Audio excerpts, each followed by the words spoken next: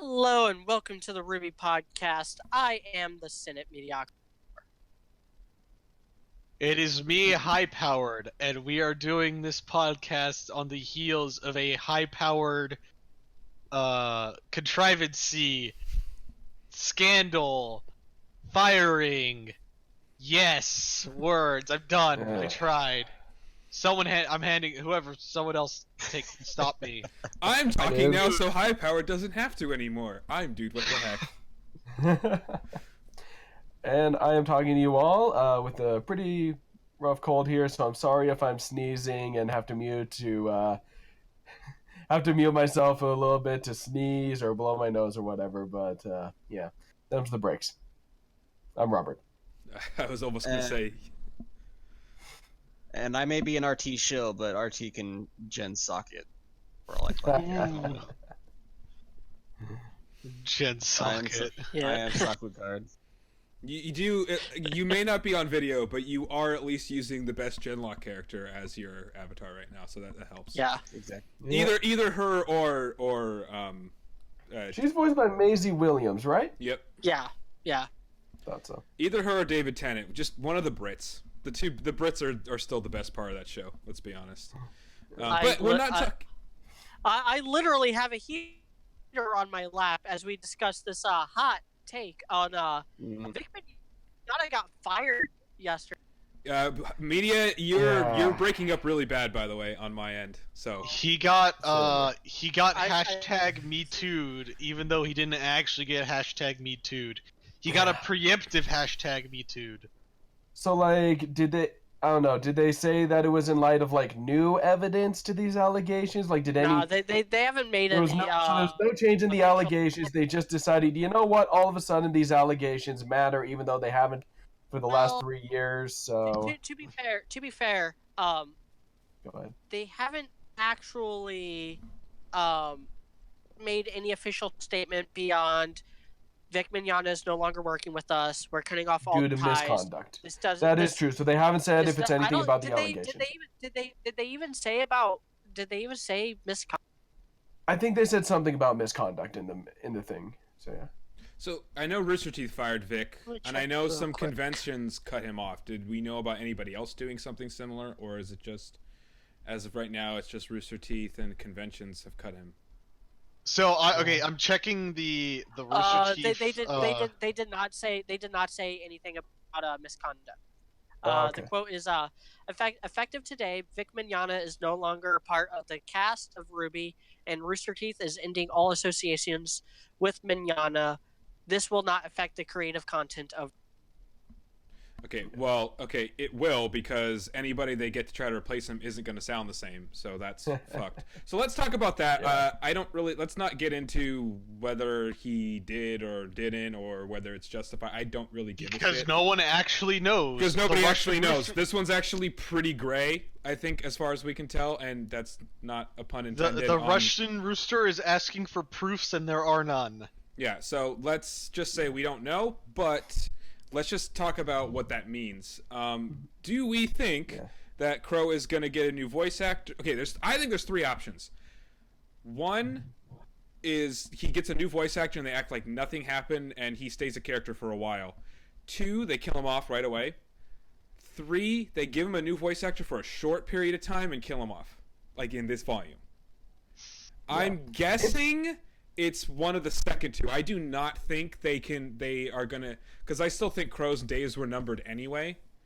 Yeah. And if it were me, even before this, we were talking about how they were probably gonna kill him off. The doomsday clock is an hour till midnight right now for Crow. I think you have to. What I would do if I were them at this point is, yes, you give him a new voice actor.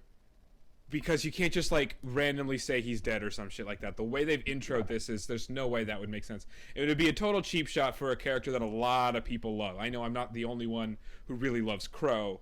And thankfully I like him a bit more after this volume, after how shitty he was in Volume 5. But I think you kind of hide him as much as possible, and you don't have the person speak as much as possible, because I don't see him dying before near the end of the volume, or at least the middle, like when Because I know they keep hinting at like Neo or somebody killing probably him, right? So I still think that makes sense. We've talked about this before we even knew about this stuff. That we're expecting. We still think Crow's likely to get killed by Neo or somebody, or Cinder, probably Neo, right? We've talked about this before. So it might not actually. As terms of my predictions, I don't think it changes that much. I still expect him to die next volume. I not only if they do I were expect maybe it, on the fence about it, this might tip them over. This might tip them over the edge. Like, I don't think. I just think he's kind of a crutch at this point. That's what we rewatched the volume, and we'll discuss that anyway. I still like his character. I still like him. I still think he's a fantastic voice actor. But I don't see the point of Crow anymore. I think the kids have moved on from him. I think that's very obvious. So he's a good safety net, but he is just kind of a safety net. He's just a safety net at this point. I think he served his purpose well, is my point. So I expect they might give him a voice actor for a short period of time, and like just give him I would, if it were me, give him as few lines as fucking possible. Kind of what they did with Iroh. Like you can't do as much with. They didn't do as much with Iroh. But I actually think they still gave him too many lines. I'd say give him less lines than even Iroh had when they replaced Iroh's voice actor. That's a little different because they really didn't have a choice there. And I think you're gonna. I think what Robert said. I expect him to die this volume anyway, and now I want him to die because I do not want to keep hearing Crow as a fifth wheel and with a different voice actor. This is gonna become painful. It's because it's just an insult to the people who's grown with that character since V3 and just like attach that character. It's like it's not gonna be the same. It's different. It's not like Iroh where he actually died. You don't have a choice, you know, and you can say they're honoring him as much as they can, which they did. That's a big difference between that. Yeah.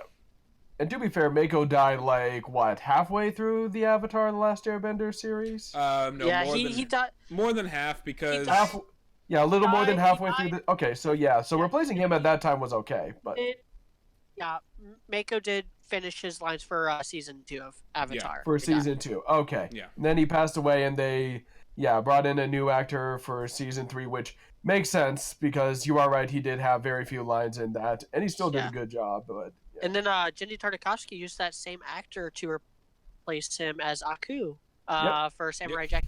Season 5. I mean, the guy does a good job. I mean, you can't exactly do Mako, but he did do a. He was a better Iroh than he was an Aku. So yes. I will say this. Yes. But he also threw his voice more for Aku than he did. Mako threw his voice more as Aku than he did as Iroh, so that makes it harder. So I will say this. I feel that now, I'm curious who they're gonna replace him with. Like we've kind of kicked around the idea just to have Mercury's voice actor just double up the roles because he's a talented voice. Yeah, he's a talented voice actor, and I mean it might not sound different, but he doesn't sound exactly like Vic. I mean, it doesn't matter if he sounds like him.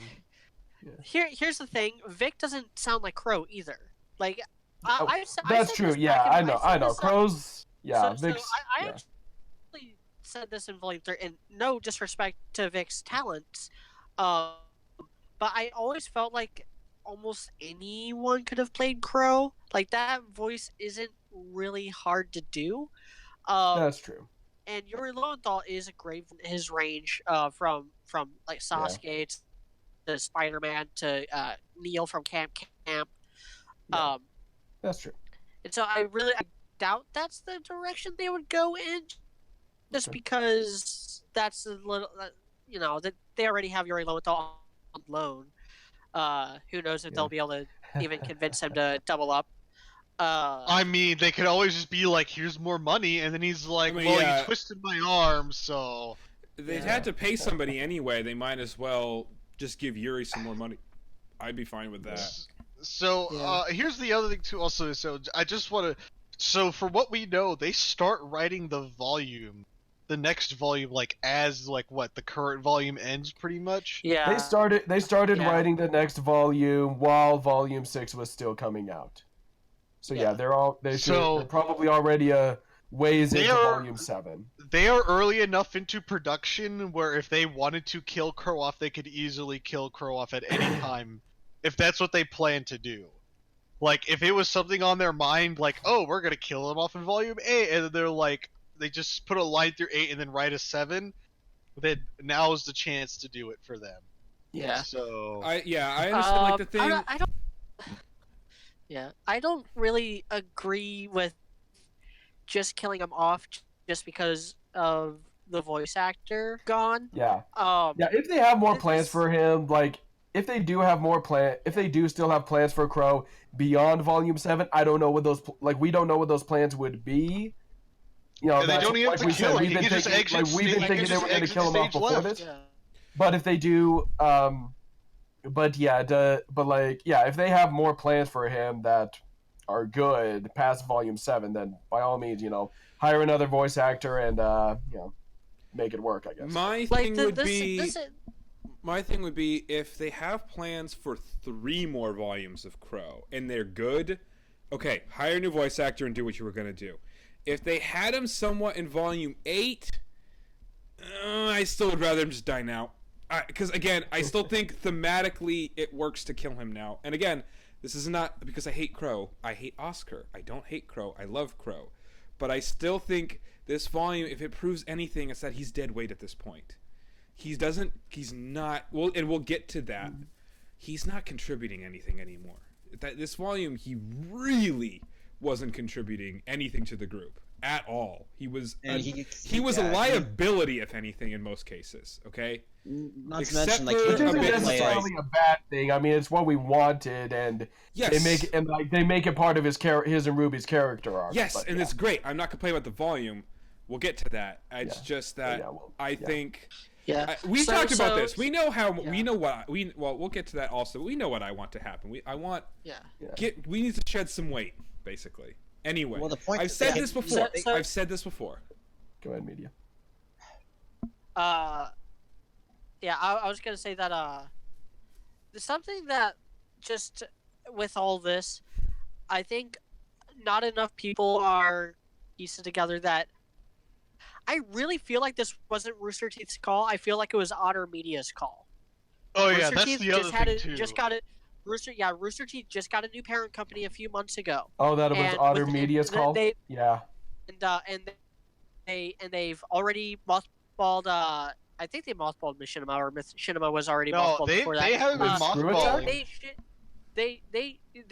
And then the same exact day, almost the exact same time that this Screw Attack shuts down, they announced that Screw Attack is shutting down, and that the Screw Attack YouTube channel is going to just be Death Battle. They're even renaming it Death Battle.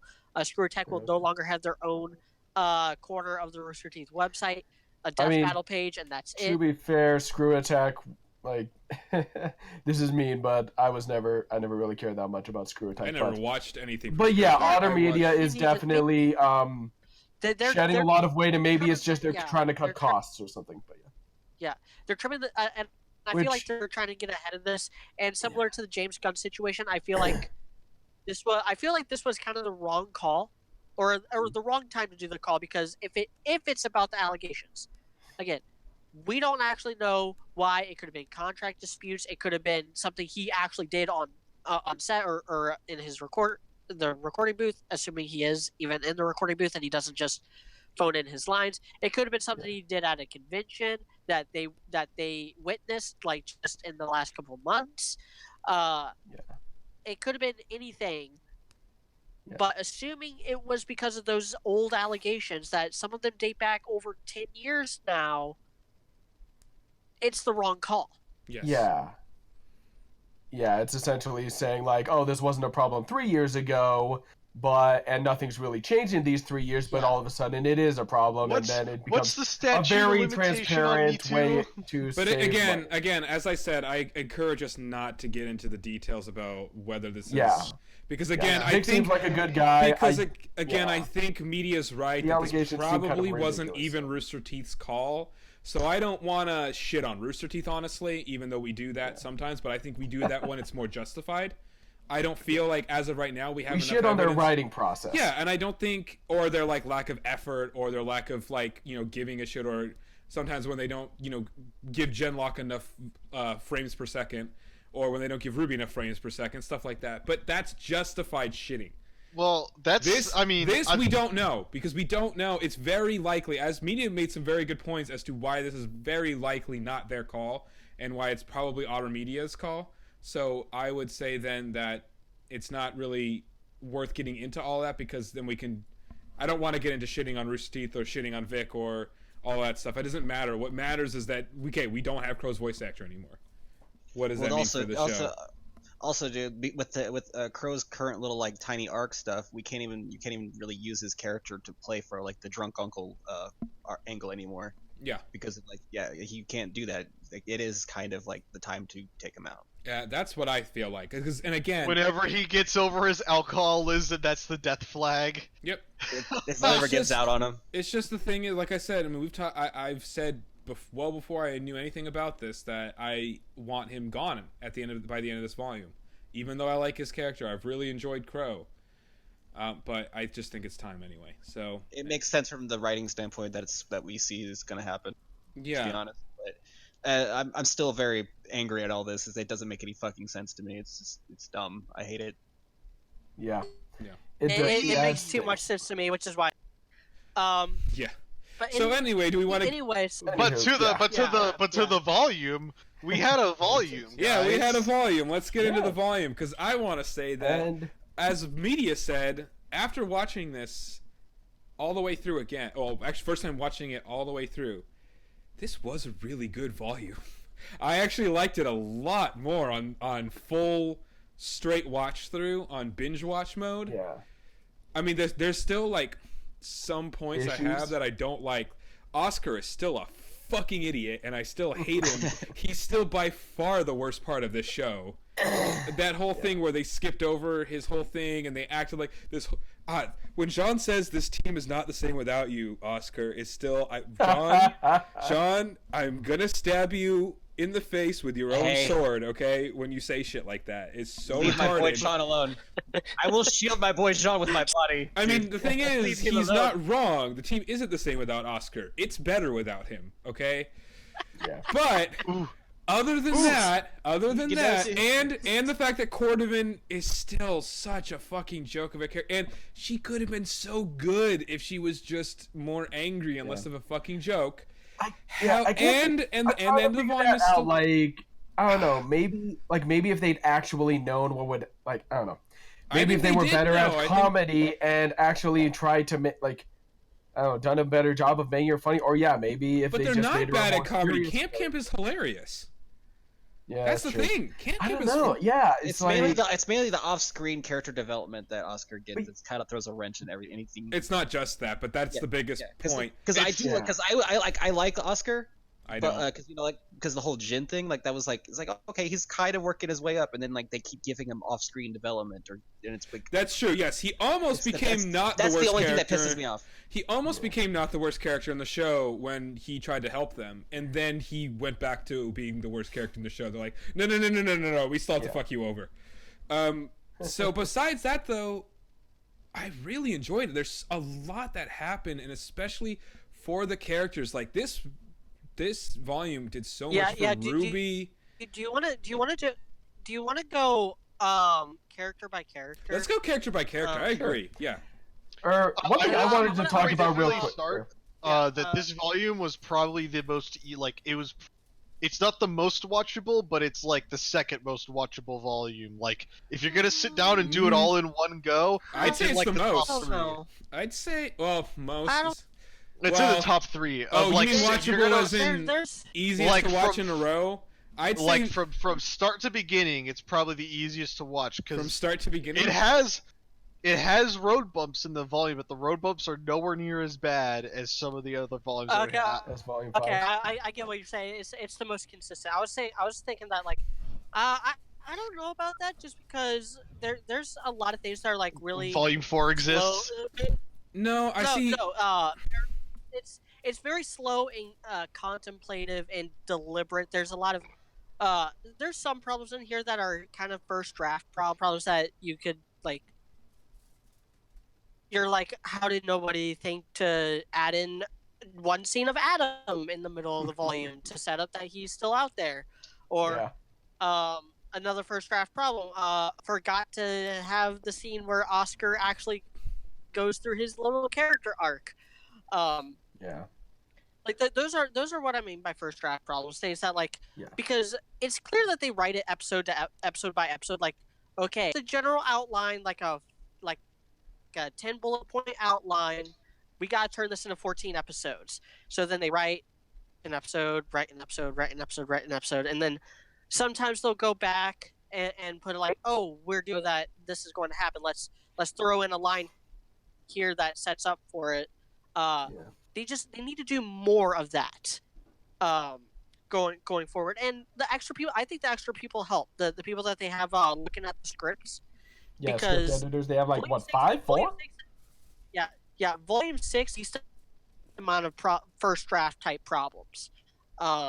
Compared to, like, them, like, Ilya Skrull materializing in her hand in Volume 4 being the catalyst of the entire Blake arc for Volume 5, and stuff like that, or a lot of the Maiden stuff, how it was implemented in Volume 3, or a lot of problems in earlier volumes like that as well.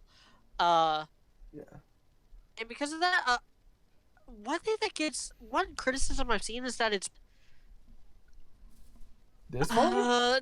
To the people who are calling this boring, just go back to watching your Michael Bay and Roland Emmerich films and have a nice day, and we'll be here enjoying a smarter show. It wasn't even that slow. But it is smarter. Like, did you guys watch Volume 5? That was a slow volume. That was a volume where the characters were just standing around doing nothing. The characters are constantly doing something in this volume. I'm so sick of hearing about Volume 5. I am honestly so fucking done with it. I'm sorry, yeah. Well, okay. So I was going to say, though, I'm going to try to stay away from the most consistent volume is Volume 5, because it was the most consistently shit. Anyway, but I still feel like the most watchable volume is Volume 3, because it's just nonstop. Action. It's nonstop shit happening the entire time. So it's definitely the easiest to watch. Not I don't always think it's the best. Best nonstop shit. I actually have to agree with media at this point and say this is probably the best volume. Because I think so. Because you know what? Its biggest problem is Oscar. Its second biggest problem is Cordovan. Cordovan is unique to this volume. Oscar is a problem that started in Volume 4. So that's more volume. That's more Volume 4's problem than it is Volume 6's problem. And also, Cordovan not being a threat, really, when you watch the whole volume, it doesn't matter because you know she's Atlas military and you know she's not really a villain. The whole reason Cordovan is there is to have the Adam shit happen, which is only there to have Blake and Yang do their shit. And then to have RWBY, and then have RWBY really learn better to control her silver eyes, which is what happened. So you know what? It's not as bad. A lot of things were accomplished in this volume. I hope the next one isn't exactly the same. I want there to be more stakes and consequences next volume, as I've said before. But focus on different characters next volume. Yes. Like this volume. Ran Nordy to kiss. Yeah, a lot of focus got put on RWBY as an individual, which is great. And they Blake needed and that. and Blake and Yang as partners. A lot of the other characters, they had like little moments or little like mini, like Weiss, for instance, never really got to steal a scene. Well, they're going back to Alice, so we can expect Weiss's volume. Crow never really got to steal a scene. Maria only stole one scene, and it was like her flashback. RWBY, Blake, and Yang were the scene stealers of this volume. They were the. Which is okay because it's been a long time since RWBY got to steal a scene. And who would have thought that a volume was? And who would have thought that a volume with so much Blake would end up being my favorite? Good job. See, that's the other thing too. Know, right? That's the other thing. Well, Yang got fucking shafted in her freaking development volume. So you know what? I'm taking what I can get. This volume brought Blake up a lot, in my estimation, and no volume, not even Volume 4, did that. Volume 4 actually hurt her. Yeah. Volume especially 6. Volume especially 6. Volume 4. Volume 6. Good job, Fixed Blake. her, pretty much. Yeah. Oh, we're all frozen on my screen right now. This is going to be fun to. Well, maybe it didn't fix her, but it did a lot of good things. Here, for hold her. a second. Let me try this real quick. Okay, Let we're me back. tab this I think- real- oh, okay. Yeah. I'm still recording, but the video Yeah. is okay. Oh, if it's for it's still. So I think. Wait, it's Robert, still did you probably- want to say one thing before we went to character by character? Oh, I was gonna say, are we gonna talk about the Grimm in this volume? Because that We was one actually thing that had really them? caught. Yeah, yeah. First of all, we actually. Sorry. Probably only as it applies to the character. Okay. Well, I was just gonna say really quick something that I like that really caught my eye about this volume is that is just with the Grimm, because we were talking about comparing Volume 4 and Volume 5 and how Volume 4 had some pretty good highs but also some pretty big lows and stuff like that. Something I thought about is that one of the interesting things, like one of the things we liked about Volume 4, I think, is that we had a pretty interesting Grimm with a pretty significant emotional impact on one of the other characters. We had the Nuklave, and that like I would up say until two of that the point, characters. Just yeah, and up until like it's that Grimm is the closest any Grimm has ever come to actually killing anyone on screen and stuff like that. Mhm. And this volume knocks it out of the park, both because the Sphinx tops the Nuklave, it like just has a really cool and really neat design. The snake tail, it looked really cool. Also, the manticores looked pretty neat. And then you have a really interesting Grimm in the Apathy, which have a really good effect and personal impact on the characters. And so, that's just another way in which I think that Volume 6 is better than Volume 4, is that the Grimm portrayed are just so much better and just leagues beyond what they've been in like since the beginning of the show. So Yeah, well, I mean, the Grimm are such a mainstay of the entire show that they need to be like varied. They need to be shown. They need to be shown as a threat. They need to be there because that's the. I know I just fucking said I'm so sick of hearing Volume 5, but everyone keeps bringing it up because Volume 5 didn't have any goddamn Grimm except for the Lancer. Okay, Well, literally, and I wasn't doing it even as a joke. Like, how many episodes on the podcast did I go, "Oh shit, I forgot about the Grimm," because that was genuinely happened. In Volume 5, Volume a lot. 5, Like, yeah. I was not doing it. I was. What are these creatures? I said it in a funny way, but like every time that was real. was Like true. I really did forget that the Grimm existed in the world of Remnant because they never. It was, and in this you didn't. and this volume brought them back in a really good way. This one was so Yeah, like, good they were way that more interesting. before we even saw the what was the The Apathy. no the Goliath, what was it called? Not the Goliath, it was Oh, the the Chimera Leviathan? Grim? Leviathan. That's the thing. Leviathan. Before we even saw the Leviathan, we were talking about, oh yeah, they're probably going to attract a big Grimm or something because of the fight or whatever, and that's what happened. Yeah. But you know what? At least we were, even without seeing the Grimm in one of those or two episodes in a row or whatever it was.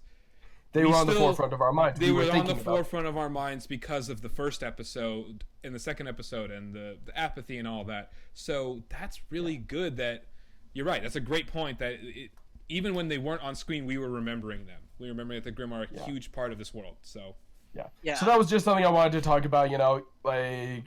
Just real quick. That like one of the really good things about this volume was the Grimm. Yeah, so, you're right. It's a good point. So who should we start? Should we RWBY. start big or should we start? We got to RWBY? start big. We got to go with RWBY. Yeah, I think we RWBY. start off with. We gotta start with the biggest weed in the yard and start yanking. Yeah. This was RWBY's volume. Yeah. Volume 3 did a lot of really good job with her, and so good that I feel at the end, but yeah. She took a backseat in Volume 4, and I feel like she deserved the backseat. Ren, Nora, Jean, they deserved the more of the focus after Volume 3, and Volume 5 kind of squandered that potential by waiting too long to pull the trigger on some really important things about her character, and this volume made Volume 5 worth it almost with RWBY's character. Almost. Let me explain. I have to explain why her arc, and I'm going to be on the soapbox for a while, so get comfortable. Oh Go no. for it. I got my wine. I'm ready to go. explain why Ruby's character arc in this volume was so fucking phenomenal, I have to go all the way back to the flashback from Volume 2. Now, we don't get this in the actual show, but we get it in the manga. Which is of relative canonicity. The original manga by Shiro Miwa, I believe. Where Ruby remembers almost dying to the Beowulfs when Yang took her out in that wagon, and she remembers Crow saving her. That's when she started idolizing Crow. That's when she decided she wanted to become a huntress. That's when she decided, I'm going to be like him. Fast forward a couple of years, and she becomes one of the most proficient people at using the most inefficient weapon ever designed. Two-handed scythe, just completely impractical in any real application. And so she gets accepted in the Beacon under odd circumstances. She defeats a couple thugs, which she sees as normal, but obviously it's not. But just taking the out real reason why the real reason why Ozpin let her in early was because of the silver eyes. Yeah. Becomes the team leader. She goes through like a little character arc in Volume 1 where she realizes like, okay, this is what it means to be a leader. These people are going to be depending on me. I have to be worthy of their respect. I have to be worthy of them.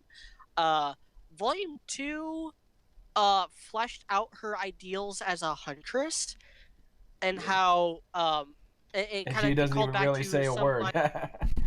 yeah, it comes back to her line in Volume 1 like, oh, that's why we're here, to make the world a better place so that people can live happily ever after. Ozpin says something along the lines of, you can't spend your whole life on the battlefield, and Ruby's like, yeah, that's been going around a lot lately. One of my favorite lines in the entire series is that, and then we see her finally get put to the test a little bit in Mountain Glen, but Mountain Glen was a complete and utter disappointment as a plot line. But Oobleck does know that Ruby does have these very pure idealistic views on huntsmen and their role as protectors, as guardians, which goes back to that Volume 3 line with Ozpin. We need a guardian. A guardian is a symbol of peace and security, and an army is a symbol of strife and conflict. And so in RWBY Volume 3 put to the test by facing just trauma and disaster and powering through it, having some of the best lines in that volume, best line deliveries, I should say, not best written lines, like leave her alone isn't exactly friggin' Shakespeare, but the way Lindsay delivered that was so awesome. Oh yeah, absolutely. Again, shouldn't have fragged her in fucking Genlock. Just gonna say that again. I have to bring that up. Yeah. Waste. And so then, after Volume 3, she never really had time to process that trauma, and I feel like she went to this very base state of hers of trying to help, of trying to be the hero in order to cope, which throwing yourself into danger is not a good way to cope with having been put in danger. And I think that's kind of a lesson she learned in Volume 4 after the Tyrion fight, and then a little bit with the new Klavi fight, even though she had kind of already learned the lesson before the new Klavi fight, when she and John had their cute moment in Kuro Yuri. It's like, oh my god, not only am I like risking my life and about to get myself killed, but Crow is dying, Ren and Nora are up in the mountains, and there's nothing I can do, and she almost like breaks down there. But John, best friend is dealing with some shit. Oh yeah, oh god, yeah. And when she was watching Jean train, that was a scene. That was a oof. Oh, it's so good. Yeah, oof. I'm legitimately curious if that's like ever gonna like come up again. That was part of the flashes in the Volume 6 finale. Yeah, was Who remembers that? Yeah. See, I'm having a hard time remembering. It was one of the first flashes, right? Yeah. Of the try that failed, right? Yeah. was Yeah. near the end. One of the It things was that near could the end depress of the her try was that failed. her best friend is in pain. It was near the end of the try that failed. Not best friend. Yeah. Yeah. And so in Volume 5, she starts learning a bit more, and a little bit in Volume 4 and 5, she learns a bit more like what she's going up against. But then Volume 5 kind of like lured her into a false sense of security. Because of how unearned that victory was. This is what I mean by I almost made Volume 5 worth it, because I actually kind of tied in the fact that that was such an unearned disappointment of a finale into her character arc for this volume. And in this volume, she learns exactly what she's up against. She's learning that, like, this problem that they're facing is not one that is going to just go away by fighting. She's going to have to learn to be a better person, and she's going to have to learn to use her powers. And not just her silver eyes, but also the real superpower of anime, friendship. Yeah. Oh yes, the Yep. most effective power of them all. Every time I hear friendship, I start hearing fairy tale music, and it's glorious. Dun, dun, dun. Yeah, I don't know the fairy tale soundtrack. It's just Celtic. Uh, It's just like I'm Celtic s- music, like. I'm sorry. When I hear friendship, I hear Yu-Gi-Oh! The Abridged series in my head. I think When I hear the power of friendship, that's what I start hearing. I start hearing. Total eclipse of the heart. I started hearing little Karibo's Taylor voice. Singing total eclipse of the heart. Yeah. don't fuck with friendship. I've been holding back the biggest friendship speech of my life, and you're gonna hear it.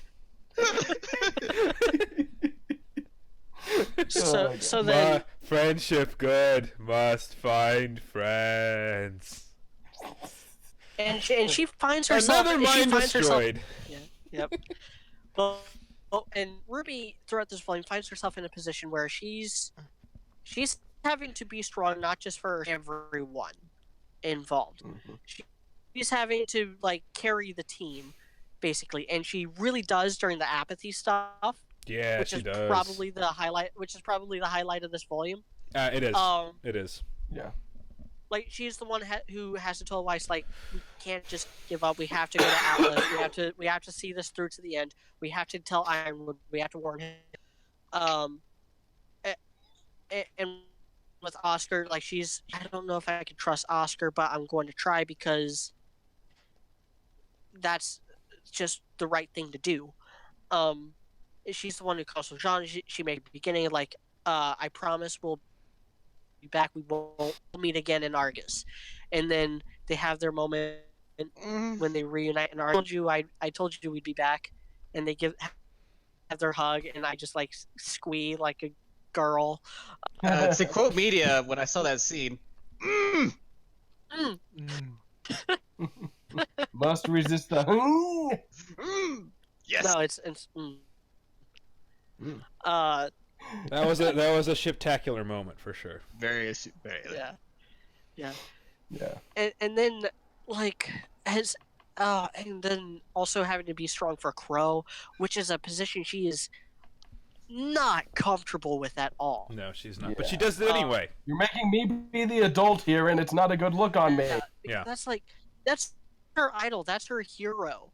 And she's Yeah. having to like freaking pick her and Yang are having to like pick him up off the freaking steps because he passed out drunk. She's having to wake him up by throwing a bottle. Yeah.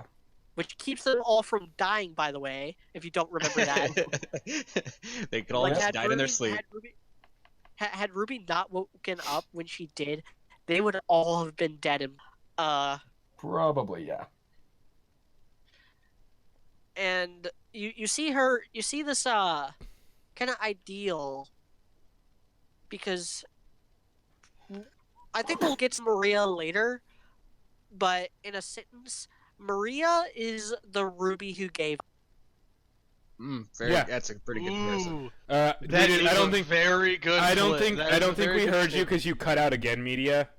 But what media said was Maria is the RWBY that gave up, which is very, very well said. Yeah. Sorry, I just repeated because I know my audio's not going to cut out, so they'll at least hear me. But it's media said that not me. I'm just want to make sure the audience. That's a really good point. Because it's a really good point. I just want to make sure the audience hears it because you did cut out. So. And RWBY losing so her eyes confirmed. Oh god, No, it's impossible to talk. It's impossible to talk about RWBY without talking about like the effect it had on Maria. It was a very Into the Spider-Verse type moment. Into the Spider-Verse did the same thing between Miles Morales. Hey, and don't spoil that. I want to watch that shit. I heard Yeah. it's good, so don't spoil any of that shit. For All me. right, I won't spoil it too for you. Thanks. They telegraph that much really hard in the beginning. I'm sure, but I still wanna. Yeah, See and it. so Seen Into the Spider-Verse, know what he's talking about. Yeah. And so she sees the big obstacle in the Argus stuff is Cordova, and I think through her interactions with Cordova, we see kind of a microcosm of what is going to happen throughout Atlas and even throughout Vacuo whenever the story switches gears to there. In that They did throw a hint at Vacuo that I going to missed be- earlier, by the way. Yeah. And at the beginning. Yeah. Yeah. And it's going to be like RWBY asking for help, Salem, people not wanting to trust her or not wanting to go with her because she's a freaking impulsive idiot, and we love her for it. and her gumption, through her gumption and skill and abilities, wins them over. Like I think what we saw with Cordova is something that is going to be very common from here on out, as far as RWBY's authority figures. Yeah, because like the big thing RWBY with just Cordova bringing out was the like, best in others because she's a paragon of virtue.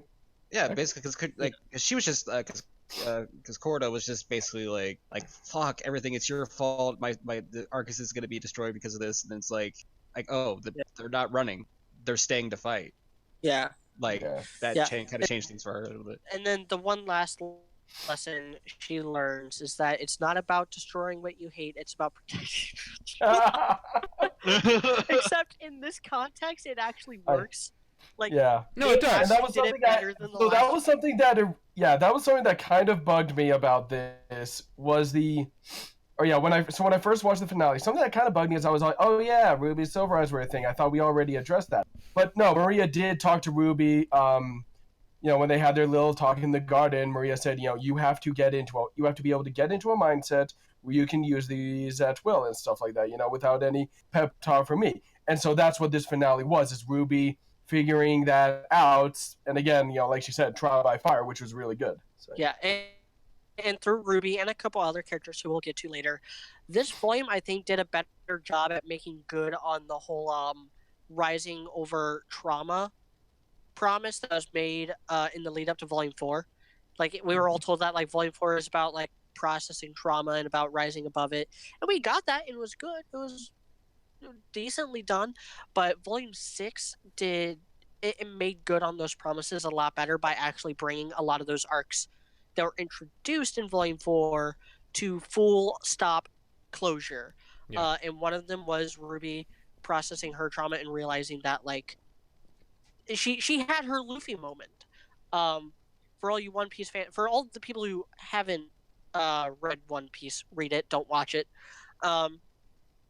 There's this moment after Luffy's brother dies, where he has this absolute mental breakdown on Amazon Lily, and Jinbei, who would later join his crew, several arcs later, like pins him down and says, "It's not the end of the world.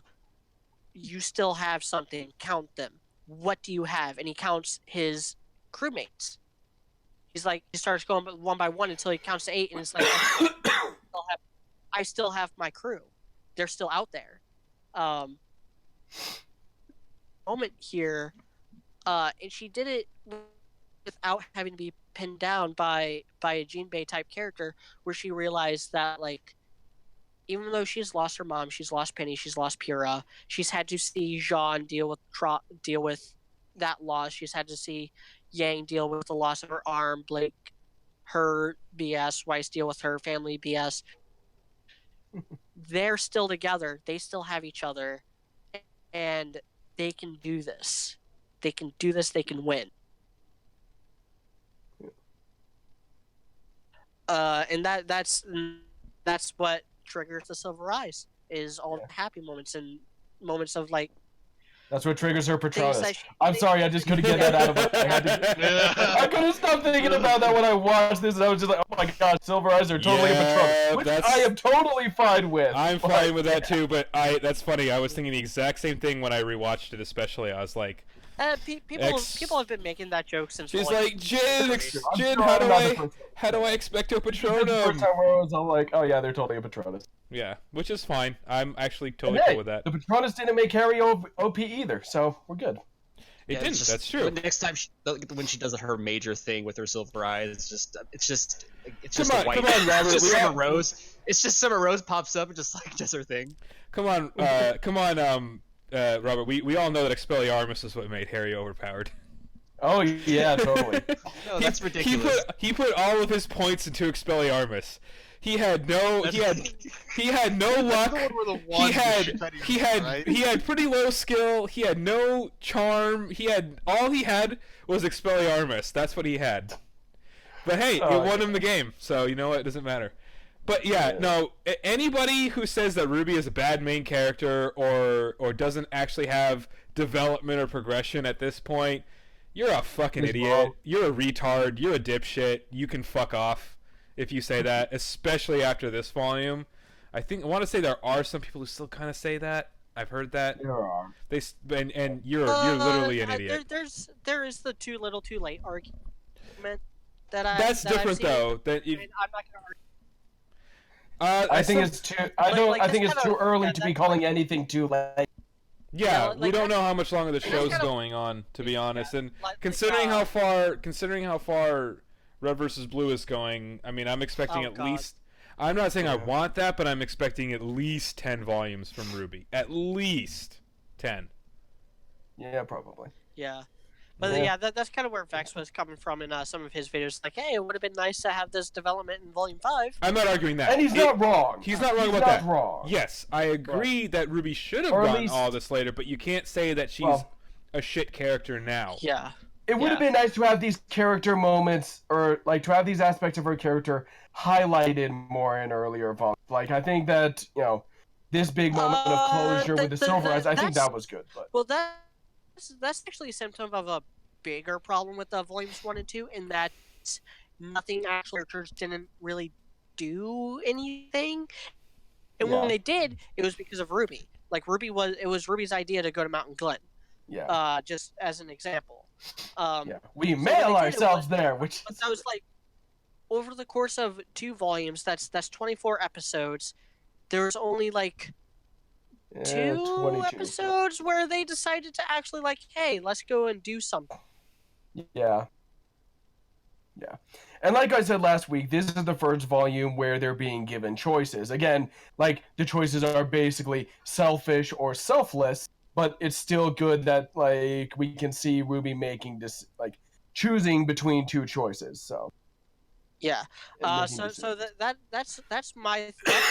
all my thoughts. That's all my thoughts on RWBY. Now start giving her some more morally ambiguous decisions to make. But yeah, no, I think media pretty much hit the nail on the head here. This was very much a good volume for RWBY. She's back in the saddle. She's leading the show, and it's good because they're highlighting the fact that she's making decisions, and she's being a leader for everyone, kind of carrying people. And that was one thing that I really liked in the finale. Actually, is that again, it's Weiss, Blake, and Yang where Cordovan says, "So we technically do still need to get this thing to Atlas. Do you guys want to go?" And Weiss, Blake, and Yang all said, "No, we're going to do this." So it's nice that RWBY's not RWBY's not having to drag them along. RWBY's influence has rubbed off on them. I feel like would be the way to describe that. And that's also good. RWBY's having a good influence on people. I feel and you said RWBY's back in the saddle. I mean RWBY's better than ever in this volume. This is the most I've ever liked RWBY by far as the character, at least. And honestly, it's close to the most I've ever liked RWBY as a show as a whole. The most I've ever liked RWBY as a show was Kuroyuri. Was Volume 4, Episode 10, Kuroyuri. But besides that, this volume I still say is probably it's the best. It's the most I've liked RWBY as a character. We talked about this in the early episodes. Just the best thing about this volume, I feel like, is the fact that RWBY started taking charge, and not just that, hers taking charge meant something. The other characters started getting more bold and started taking charge. Like you said, the fact that Yang, Weiss, and Blake are the ones that spoke up in the ship to Maria. That isn't RWBY not speaking up. That is them taking her influence. Jean spoke up, and we see that RWBY's ready to speak up there. Yeah, but, exactly. They do it for her. She was going to, but it's like because she has already spoken up, now they feel confident enough to say what they feel. She's giving a voice to the kid characters, which is something they really didn't have before Volume 4, I would say, arguably, and even then they were really just playing into Crow's plan at that point. So really this is the first time they've really had their own true voices and are making their own decisions, and that's because of RWBY. She's the one that got the guy to turn the turrets off, and she's the one who slapping Crow around. She's the one who's making all these decisions and choices, and that's great. And she's telling John from decking Oscar. Yeah, she's telling Crow, which, I mean, I wish he had, but I understand why she stopped him. RWBY, and it's just great to see her leading, and then everybody, all the kids, taking her lead. And her telling Crow to kind of fuck off, but, like, still being nice about it, really, when she can, and all of that. And notice that RWBY did not have to become super edgy and, depressing. She's still, cheerful. She's still a goofball, modeling canned beans and stuff like that. But it works, but she's still, changed, and she's still making things work as a character. She's just a more responsible and version of herself, and I like how it still feels like it's her. None of this feels like a drastic change. It just feels like she's growing up and she's finally taking charge, but she still feels like RWBY, and that's well done. Again, like you said, they didn't have to turn her into an edgelord to get all this to happen. They didn't have to make her depressed and cynical to make all this happen. They just had to make her more responsible and maybe just a little bit more grounded, and that's they executed this very well, to having her grow up. Yes, it would be great to have all this earlier. Obviously, it would be great to have this before Volume 5, so just all of the show would have been better. But because we're getting it now, at least we are getting it now. Well, and I do like, too, that RWBY still does lean on characters such as John, too, also. And that definitely does help her out, too, whatever. She does lean on other characters that isn't like Crow. Leans on John to be the one who she's the one who dreams up the ideas or dreams up what we have to do, and John's the one who says, sorry, go ahead. Can we talk about Jean next? Go ahead. Oh, yeah. Because I think it bridges right into that. But anyone else? No, as Robert said earlier, you nailed it. I don't know. Y'all covered it. I can't really say much here. Sorry. All right. So the only thing, I mean, there's a lot more to Jean in this volume than what I'm about to say. They do quite a bit with him in the later parts of the volume. They make good on the whole. You're the strategist from volume. They make good on. Yeah, they make it. They make good on the Ranger dynamic. They do. Yeah, they do. By making him come up with good strategies and good ideas. Yeah. Yep. Yeah. Kind of like what I was going to say, actually. RWBY's the one who dreams up what they need to do. Jean's the one who makes her dreams come true. Like, he's the one who makes her dreams a reality, essentially. Oh, but I mean, you're right. That is actually true. And that's partly why they work as a ship. And yes, he's also going to make her dreams a reality. And Or I don't know. Maybe I don't know. What did you cut out again? He's gonna make her dreams a reality and what? In a few volumes. Oh, By yeah. the end of the show. Rose Garden is trash, and you're wrong for liking it if you like it. And no, that is literally not a joke. You are literally wrong to like Rose Garden. It's disturbing. But no, I'm glad we got to meet one of Jean's sister again. They did it good. Well, yeah, they handled it well. They made her relevant to the show, both through her wife and also, as silly as it was, I appreciate the fact that they were all like, okay, we need to give her something to do, like in their scheme to get into Atlas. So as silly as that bit was, I did like the effort. And so yeah, they make her feel, relevant instead of them just knowing someone who runs the place. And he has that really good character bit where RWBY gets her closure this volume, and Jean also gets a good amount of closure this volume, realizing that, I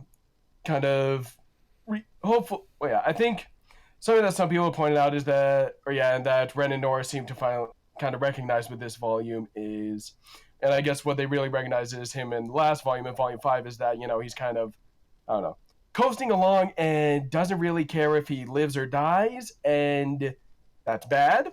And so it's nice that they kind of reaffirm this volume that, hey, it's okay that you lived and Pyrrha didn't, kind of, I guess. But yeah, because it was, I mean, like, as I've mentioned before, like, Pyrrha stuff, that's fine, but like, I got really emotional when Nora was just like, we love you, you need to stop this. It's just like, fucking friendship and shit. Yeah. And also, I'm with Dude here. I would have loved if Jean had actually decked Oscar, or I don't know. But yeah, and and I'm glad that they're utilizing his semblance and that he's not just a healer, although I still think they missed out. Like, I don't know. I want them to keep thinking about other creative ways. I don't want him to just be boosting Ren all the time, boost Weiss and stuff we were like that. honestly expecting a boost Weiss. We've talked about that. But also, my wish list for one of the biggest things, like number one on my wish list for next volume, I want Jean to have a good fight and win a good fight. Like, if he had just killed one Manticore this volume, like, one Manticore. I'm pretty sure he did. No, he blocked one hit. He blocked a hit from one. He did not kill any of them. If he would just kill one Manticore this volume, he would finally top Volume 1 as his most badass moment. Let's remember that he was being trained to fight. No. That's a fair point. No. Robert makes a very fair point, not with the killing of Grimm, which I do agree with you there, but he does make a fair point. Like, John actually needs to have like a one-on-one fight where like the fight starts and then he actually wins the fight against like another player character. Yeah, well, I mean, there's actually choreography with John that I've actually seen. He kind of has like a Pyrrha style going on, so it's like I would love to see that. Yes, please. Because, like, I don't know. I understand what they're going for with making him a support character, and I understand that. But here's the thing. Katara, Avatar The Last Airbender, she's a healer. She's a support character. She's also a badass. She's the one who took down Azula, okay? It's like, that was her best moment. Oh, my God, that was so good. Oh, it was amazing. Yeah, so I don't even like Katara that much. Katara's one of my least favorite characters in Avatar, but that was dope. That shit was so dope. But yeah, so yeah, that's just number one on my wish list is for Jean to finally top Volume 1 as his most badass. So yeah, I still think the way he saved Nora was pretty heroic in this volume. That was cool, yeah. But and it's like I agree, it's not the most badass. I agree. Like that's a step in the right direction. Cool, but it's like versus him. It's better than him just flailing at Cinder like a fucking idiot, like he did in last volume. Yeah. But yes, I agree that he deserves something more badass than that, and not just being a fucking. Yeah, and like Sock said, he's just a battery right now. It's not necessarily that he isn't contributing, but it's like Pyrrha trained him to be a fighter. She taught him to, he was training to be a warrior, and it I don't think all of that should go to waste. Like, he should also be able to, yes, he's contributing, but I feel like he needs a good fight as well. So yeah. That's just my soapbox there. But other than that, I thought this was a really fun volume, and yeah, RWBY was really excited to meet her future in-laws. Yeah. Oh, Lancaster is gonna be a thing. oh. I yeah, think. I no. mean, Fingers yeah. crossed anyway. But I mean, watching this I'm volume. hoping Lancaster. Definitely watching this volume. It just and again, I was not originally a Lancaster shipper. I'm fine with White Rose. I don't have anything against the White Rose shippers personally. But after this volume, it's like, man, if you guys don't do Lancaster, what is wrong with you as writers? Honestly, at this point, like, it just makes sense. To be perfectly honest, like, that's the thing. People say shipping. Like, no, all shipping is predicting or hoping for what relationships to happen, which is what you. It's like gambling. Which is what you do for all aspects of the show. It's just one aspect of it. You know, like, I expect and predict and kind of want Crow to die. That's the same kind of thing as wanting a relationship to happen, you know? I want the heroes to get their asses kicked next volume. That's the same thing as predicting a ship to happen. So when people say, like, oh, you know, it's all about, you know, so I think the reason why I say it's not because, like, oh, these characters are cute together. No. It makes sense for them to be together. You know, the more you see the way they complement you. That's why you watch through Avatar: The Last Airbender again. Media Robert and I talked about this when we did our Avatar: The Last Airbender podcast. I don't think I was in that. Oh, you went in that? Was it just Media and I? I think it was just Media and I. Yeah, it was just you and Media. Yeah. When we did that podcast, Media, I'm pretty sure I remember talking about, because when I rewatched that show all the way through, I'm like, holy shit, like, Aang and Katara was obvious from, like, episode 1 pretty much, and, like, even the minute they looked at each other, that ship was confirmed. Okay, and you watch the whole show, and they do so much to show how much it makes sense for them to be together, like how much they support each other, even beyond, like, the romance shit. Yes, they hint at romance stuff, and they do a better job of hinting at the romance than RWBY does. RWBY should hint at romance between them as characters more, because I think it's gonna happen. But they do a great job of showing how they complement each other, how they support each other, how they work well together, how they're good for each other, and they make each other better people. And RWBY as a show is doing a good job of showing that with Jean and RWBY. So it only makes sense for that to be a ship. That is why. Damn right. That is why it's a ship, and that's why when people make other reasons why they think things should be ships, that doesn't make sense. That's why one of the reasons why Rose Garden is crap. They don't do anything for each other. Oscar is the liability to the entire team. Yeah. Oscar Okay. He doesn't do anything for anybody. Anything for anyone. The only thing he's done is told them, he's hiding stuff, but that's not something specifically for RWBY. Yeah. So. You know, that's one of the reasons why Oscar. Yeah, if anything, it's more for Yang, because Yang and Jean are the ones who have been getting all butthurt over Ozpin, and Jean isn't there, so Yang is the only one who's really benefiting from the whole. Most, yeah. And Crow. He's hiding. So. And Crow. Everyone's pissed. But and Crow. Well, Crow. I wouldn't say. And let's face it, he's really just doing it because he knows Yang can kill him. That's true. Yang's the one who was doubting him for the longest time. So Yang's. I guess you're right. It kind of proved Yang correct. Good for Yang. If anything, like, Yang was right. And also because, you know, there's it's confirmed that the million-year-old man does not disappear into the new person. So that is creepy as shit for Oscar and RWBY to date. And also, Oscar's just a trash character, and RWBY, especially after this volume, deserves better than a trash character. A more tolerable trash pile that doesn't stink. He's a recycling bin now. So should we jump to Oscar, because Oscar's the worst character in the show now, confirmed? I mean, is there anything really to say? He's the worst character. Can I have a short soapbox then on why he sucks? Yeah, he sucks, but he's definitely a whole lot more tolerable than what he used to be. I don't agree with that, actually. I don't think he's any more tolerable.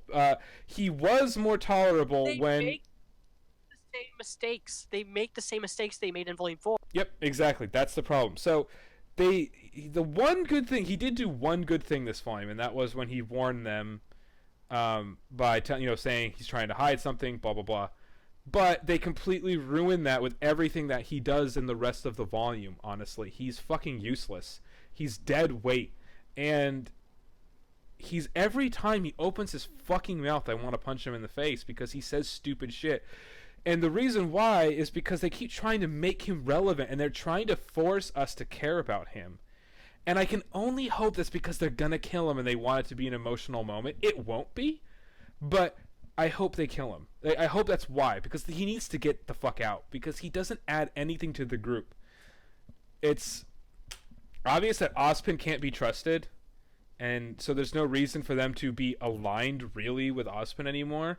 What I want to have happen is him just fuck off, and then, you know, when they convince Salem to not be an asshole anymore, and then she finally gets to die, then they can finally be together. That's what I'm expecting to have happen. I'm like 90% sure that's what's going to happen, is that's how they end up together, essentially. Oscar, as we point out, he's not a bad guy, obviously. He's trying to do the right thing, but he doesn't really do anything to earn his place. He has not earned his spot as a full member of the team at all. He doesn't do anything that's worthy of the rest of the team. And as we pointed out, yeah, he got them to run off, and then he just decided that he's good with everything.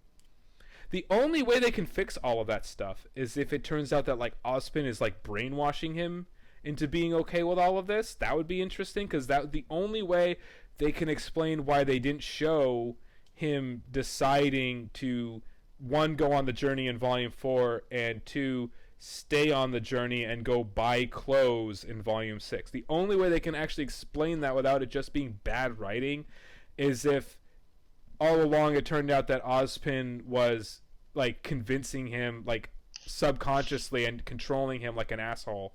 That's the only way that works and slightly saves Oscar's character, is if he's basically brainwashed. Which, again, I'd be fine with, because that makes Ozpin a bad guy more. And I like that, because I want him to fuck off. I want... This volume did such a great job of making RWBY and the kids the focus. That's the best part of this volume. That if we ever go back to Ozpin being in charge, I'm gonna be fucking furious. The show will be worse as a result.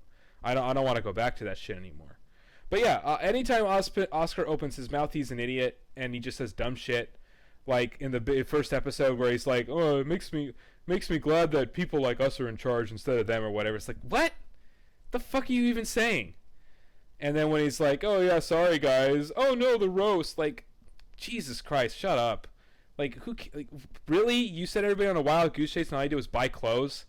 Go fuck yourself. And you bought shitty clothes to begin with. You look like a fucking Renaissance man, but like without the puffy pants.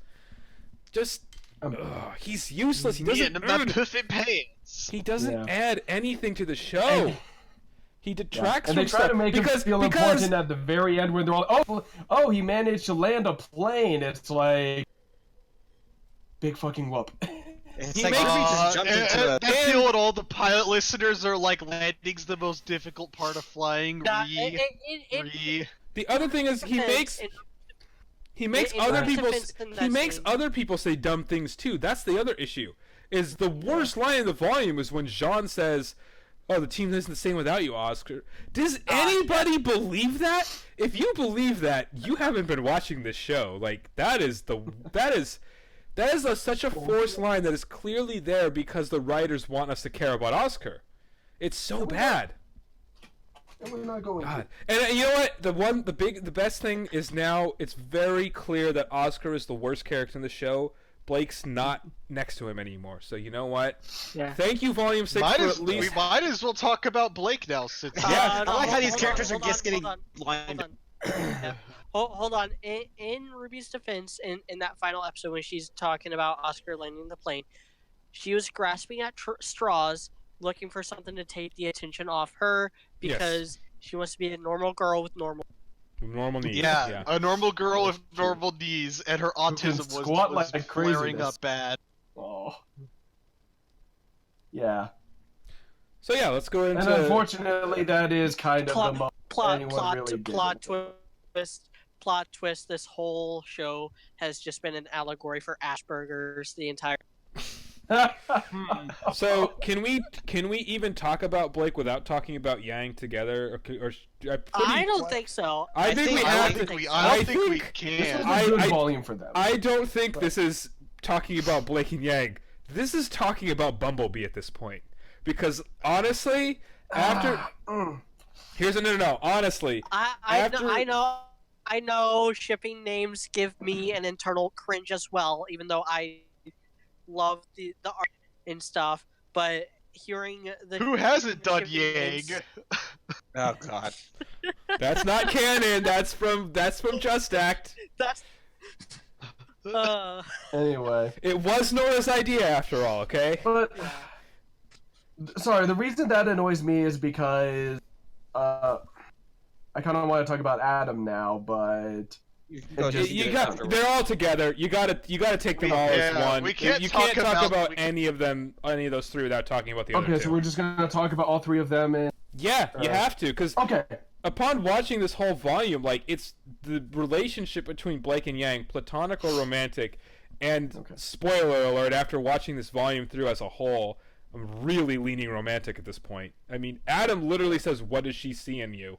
That is very, very much based on. That's a romantic. This is literally Adam's reading like the volume 9 script. Yeah, that's not even what kidding. Does she see in you? Yeah.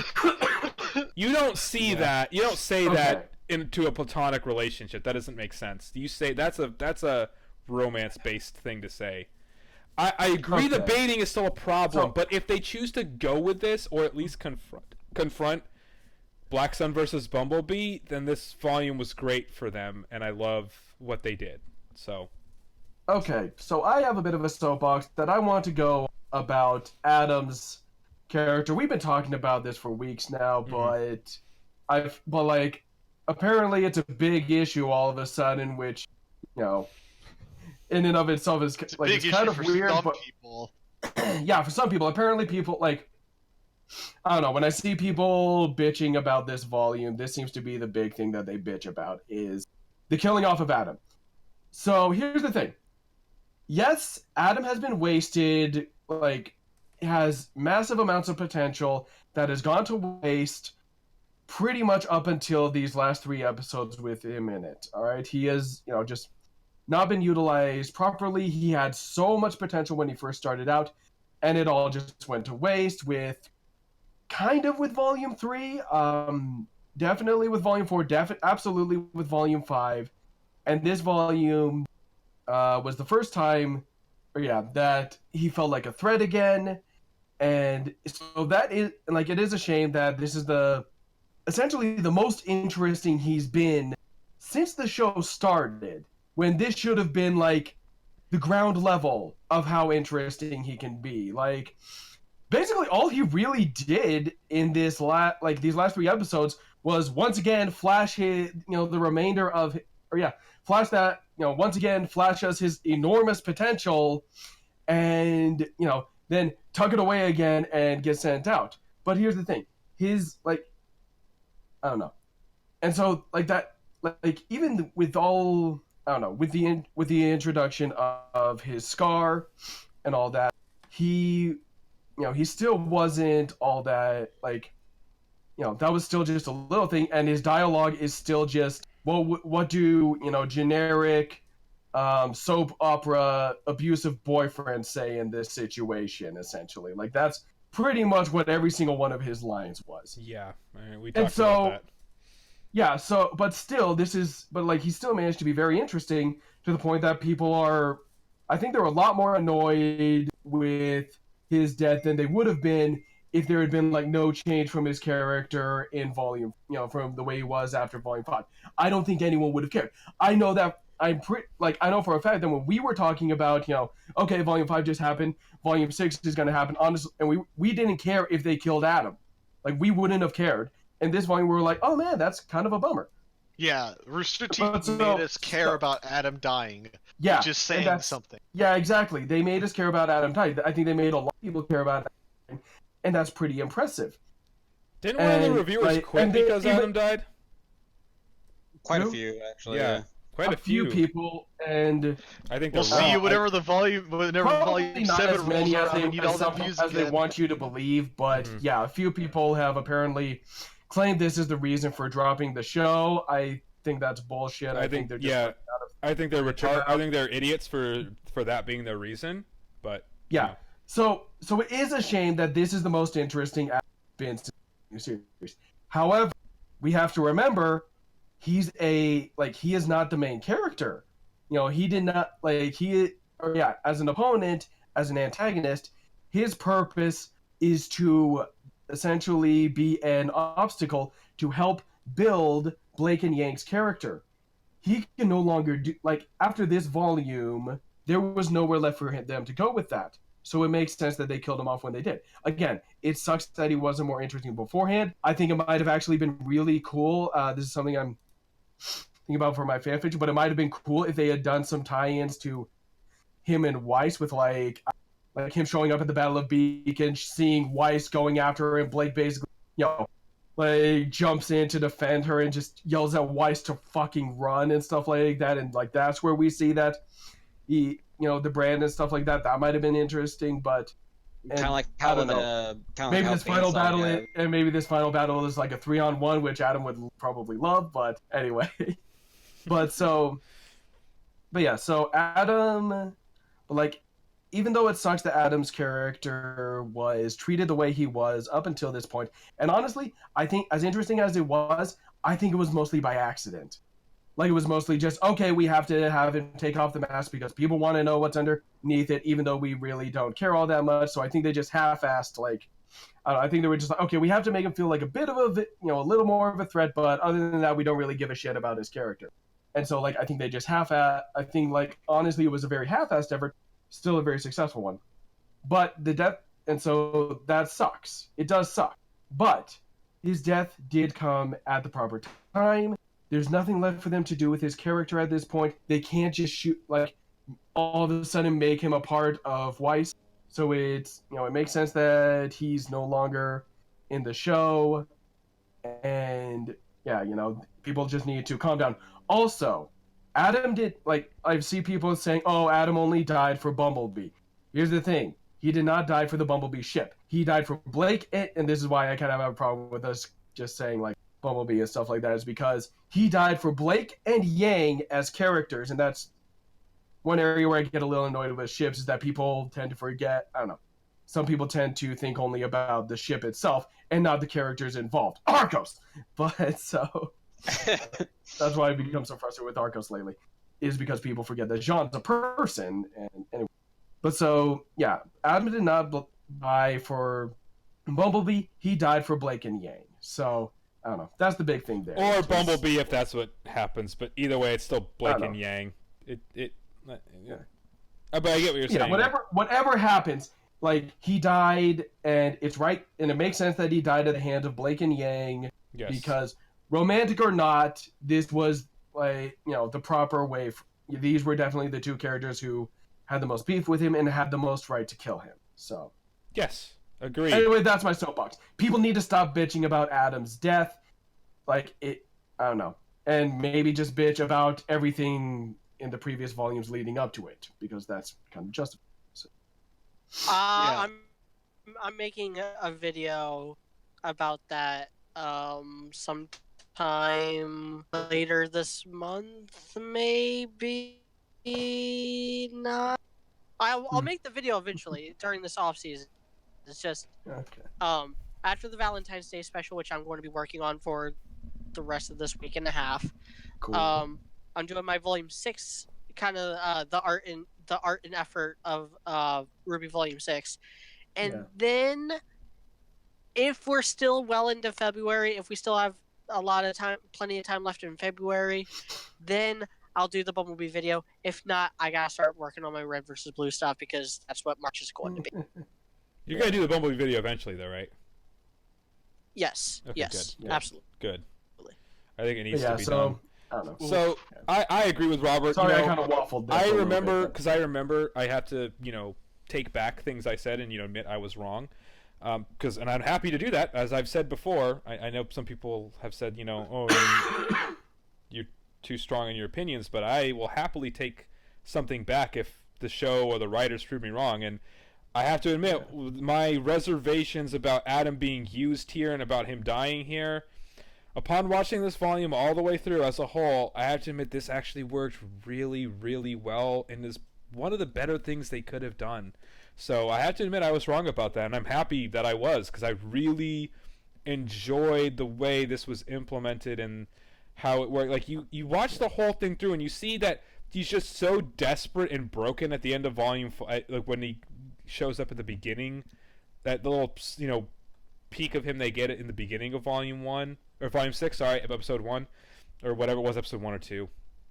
It makes sense that it's just like a desperate attempt to try to kill him, and really he is basically dying for Blake and Yang's relationship / Bumblebee, platonic or romantic. Either way, it works. It really does work either way, as long as they don't. But it's for Blake and Yang as characters. Yes, it's for Blake and Yang as characters. And so I like that. It was well executed. The fight scenes were very good, especially the last ones between Blake and Adam specifically were really well done. I love the way, because they used... And no, he was not nerfed. Because they used... he definitely wasn't. Because they used the old stuff, I love how it made it seem like Yang had learned from her mistakes by... You can see them going for like the same punch that she was going for, and then she stops and turns and stuff, and she doesn't make the same mistakes anymore. It's very cool. It's not as brilliantly done as the way Obi-Wan finally kills Darth Maul in Star Wars Rebels. That's fucking... that was fucking brilliant, by the way. But it's still cool. It's still really cool. Yeah. And so something else that kind of bothered me about that scene is that Adam says, and I think I took this the wrong way when I first read it, was Adam asks Yang, have you gotten any faster since the last time we fought? And he's kind of like, I don't think so. But then she's all like, no, I haven't gotten faster. I've just gotten smarter. And so at first, like when I first heard that, I thought she was saying I'm smarter than you, but no, she's saying I'm faster than I was, or I'm smarter than I was the last time. Yeah, that's what I thought. That's why I didn't have a problem with it. I thought that was the good line. Like at first I was like, oh, come on, you are not smarter than that, or I don't know. It's cheesy, calling the guy cheesy in the good might way. Adam's pretty dumb. But no, I don't. Even if she is smarter than Adam, which I agree, I think she is. But I agree that's not the point, though. That's not what she was trying to say. She's smarter than she was last time, and that's what matters. Yeah. So I thought that was good. So that was good, and I love what it does for the Blake. Honestly, the whole, besides that weird awkward line in Episode 1 where Yang says that it's going to be okay, it's just awkward now. I do feel like that was But it's good that she says it's going to be okay. I still feel like it's a little bit awkward, but other than that, their relationship, whether it's friendship or romantic, and we'll get to the romance part, I guess, at the end of this discussion, because we're going to have to talk about it. Oh, joy. It was well done. It really was, and I never thought I would be okay with like Blake not literally saying sorry, but she definitely apologized through her actions in this scene and this whole thing. Like I love the way it does go through a good progression. That relationship, just in this volume alone, it goes through the progression that I always wanted, which was Yang's upset with her, and you see that in the village or whatever, the farm village, and she's farms, And you Village see, Farm. And I like that you see Blake trying to make it better, but failing. She doesn't know, she's not doing it right. And then by the end, she learns her lesson. She learns that she just needs to treat Yang as an equal, and that's the way their relationship will work. Again, whether romantic or platonic, that's the way their relationship should work. And that's what they both do for each other, is that they're going to treat each other as equals, and that's what they do, and that's how they win. Although, Yang is more useful in the fight, but that's not really the point. They always knew also that. People say, "Oh, they murdered Adam." Like, this is the first time they've directly killed someone on screen. But first of all, he was trying to kill them. Second of all, this also, why is that a bad thing? It's fucking awesome that they killed him and stabbed him in the fucking chest. That's great. They're just being stupid. And why is that a bad thing? I'm glad the show is showing shit like that. Thank you for not cutting away from that. Thank you for. That was one of the things I also want to say is like, thank you, Rooster Teeth, for not cutting away from that. I wish they hadn't cut away from them, from Maria cutting off TikTok or whatever the fuck her name's head. Talk's head. Yeah. Talk's head. I wish they had shown that, but thank you for not cutting away from Blake Adam being impaled. Yeah, from Adam being impaled by Blake and Yang. That was great. I just think.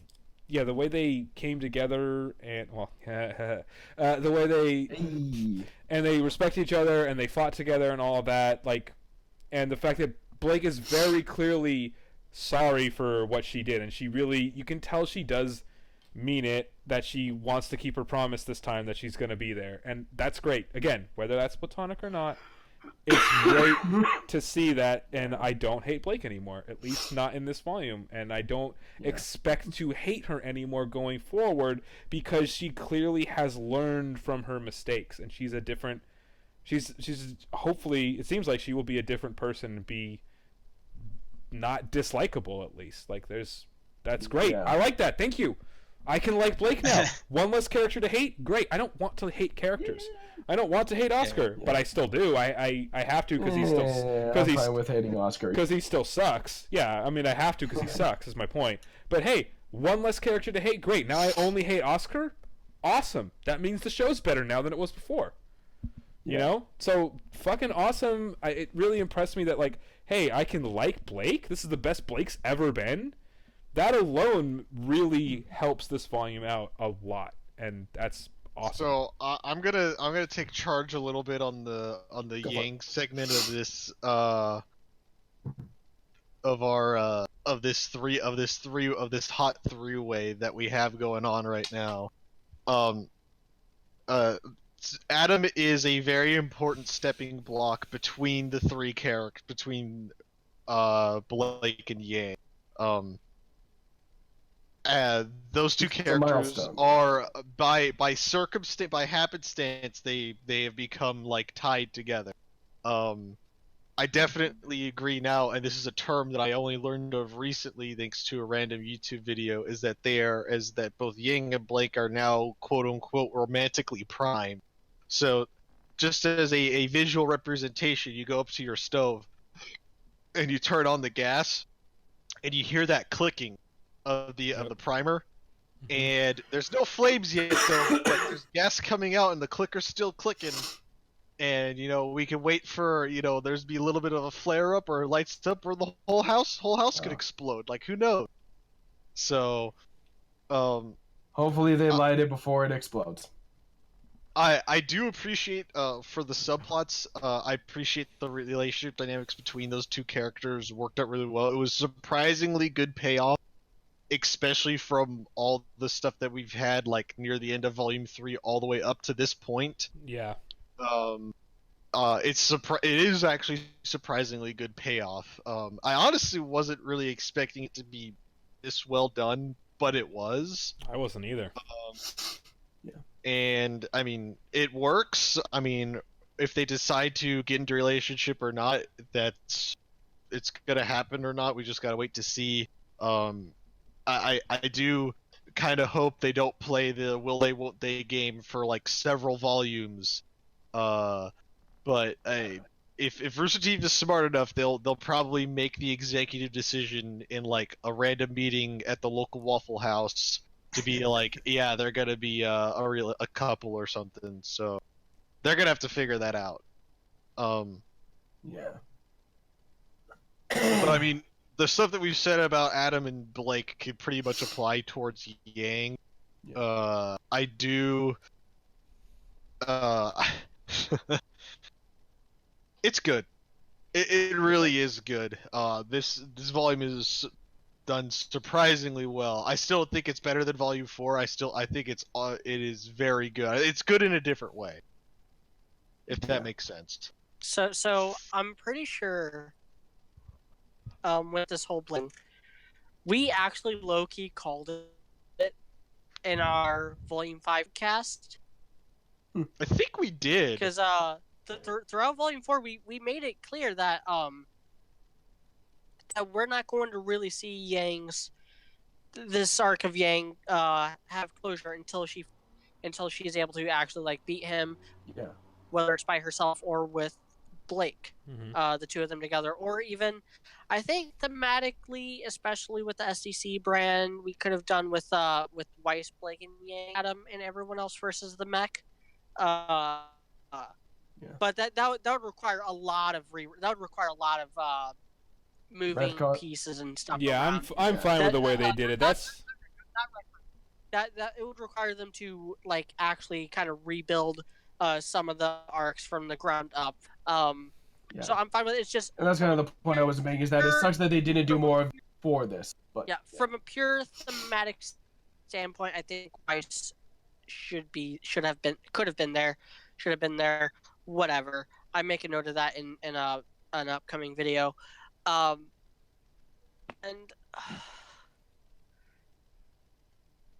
Adam never all that good. Yeah. So he had lots of potential, but my problem with Adam is that he had the potential to be an interesting character. I am totally fine with the crazy ex-boyfriend angle that they went with, but they made that his only character trait instead of having it be one of many character traits building this complex character. yeah. There's no reason why they couldn't do everything with Adam that they had set up. In this volume, it recontextualizes a lot of things. You could call it a retcon if you want. I would, Whatever. but I mean that in a compliment because of how bad Volume 5 was. We have well, more retcon for earlier volumes, pre-Volume 5. More retcon for Volume 3 in particular. Because Yang kind of states, and as much as sometimes it annoys me that we don't get these discussions on screen, I do appreciate when they do make mention of like, oh, we've had this discussion off screen. Like, we don't have to show you that. You can figure it out yourself. I kind of respect that. We got a bit of that with the when Yang is like, did she make that promise to you or to the person you were pretending to be? That recontextualizes a lot of how Blake saw Adam and how her views of since the very beginning. Again, like with the Yang stuff, this goes back to Volume 2. With the Blake stuff, it goes all the way back to the Black trailer. Yeah. She saw Adam as a good guy, who fell from grace or whatever. But it wasn't until she was a part of Team RWBY and she had these interactions with RWBY and to a lesser extent Team Juniper and Team Sun, that she realized that Adam was kind of always a piece of shit, and that the White Fang bad when he was a leader in their organization. When she goes from her volume, that's when she goes from her Volume 1 point of view of, oh, the White Fang would never do this, or we were just tired of being pushed around. The White Fang failed. We need to do something completely different because it's sick and dying from the inside, and there's nothing you can do to. And Adam reflects that, and still does all the way through until his death. Them killing him puts an end to that aspect. Which is why in Volume 7 I think Blake needs to not have an arc. Not like I hate to say that because, you know, it's generally good storytelling, there's arcs, but if there's one character they need to sacrifice for the sake of other characters, it's Blake. She has had an arc of some sorts in every single volume. Yeah. The only exception is maybe Volume 3, where they just shoehorn some arc bits in the last episode. Not even the last two episodes. The two episodes before that, episodes 10 and 11 of that volume. She didn't do anything in episode 12 of that volume. Those bits in Volume 3, and then in Volume 1, she was a major focus of the finale. In Volume 2, she was a main focus throughout the entire thing. In Volume 4, she had her own plot line. Volume 5, she had her own plot line. She's a major linchpin in what ends up being the emotional conflict of the finale, of the final few episodes. She take a step back and let other people, preferably, have just as much focus, have just as good, if not a better character arc next volume. Yeah. Speaking of which, does anybody have anything else to say about? Real quick, I want to say that, you know, again, as a whole, one thing that really helped me put this in perspective, that I didn't really realize before that, like, they kind of talked about they killed off Adam in this volume, and they killed off the White Fang in this volume, because they mentioned that Giro was starting a new movement. Maybe the White Fang will still kind of be a thing, but I really hope that that's a sign that like nobody gives a fuck about the White Fang anymore, and they don't matter, because let's be honest, they were a decent idea that was poorly executed in every single way throughout the entire show. So if they're not part of the picture anymore, I'm really happy with that, honestly. So I like that. So it makes sense with that in context too, because I know Ilya makes that point. By the way, Ilya's new outfit is awesome. I really like that she mentions that, so then it makes that in context makes more sense for Adam to die as well in this volume. Again, admitting that I was wrong, that he should live past this volume. Let's just get past all that shit and let's get back to what really matters, which is having the main 7 characters, right? Main 7 characters at this point stop Salem, which is as it's turned out, they're not going to be able to kill her. I would have still rather see. I don't know. I personally would have still rather seen Adam, and by extension the White Fang, be portrayed as more like, I don't know, a fallen like hero type of deal. But I do understand like what they are. I don't know. I agree. If they did that from the beginning, though, at this point, because of where they were, I think it would have been nicer to have Yang say like, "Did she make that? She made that promise to the person you were, not to you." But I'm just glad that at this point, it's probably gone, because I think it was too late for them to really fix what the White Fang could have been. I agree that if they'd done that from the beginning, it would have been great, but now it's like, you know what? I'm glad that hopefully we don't have to deal with that shit anymore. Adam's gone, the White Fang's gone, and I want to see more focus on Weiss next. So. At least Adam went out helping a relationship, whether it's romantic or not. At least he helped 2 characters. That's fine. They sacrificed him to help Blake's and Yang's characters and their relationship. Great. Yeah.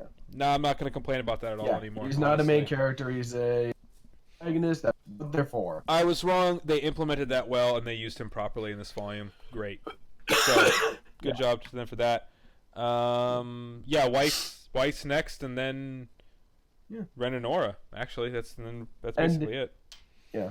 And I actually think that this volume was a good start to Weiss's ongoing character arc, kind of, because like in volume 4, she had that really good character arc of finally, run away, finally leaving home and realizing, she was no longer bound to her father. Volume 5 took a break because of volume 5.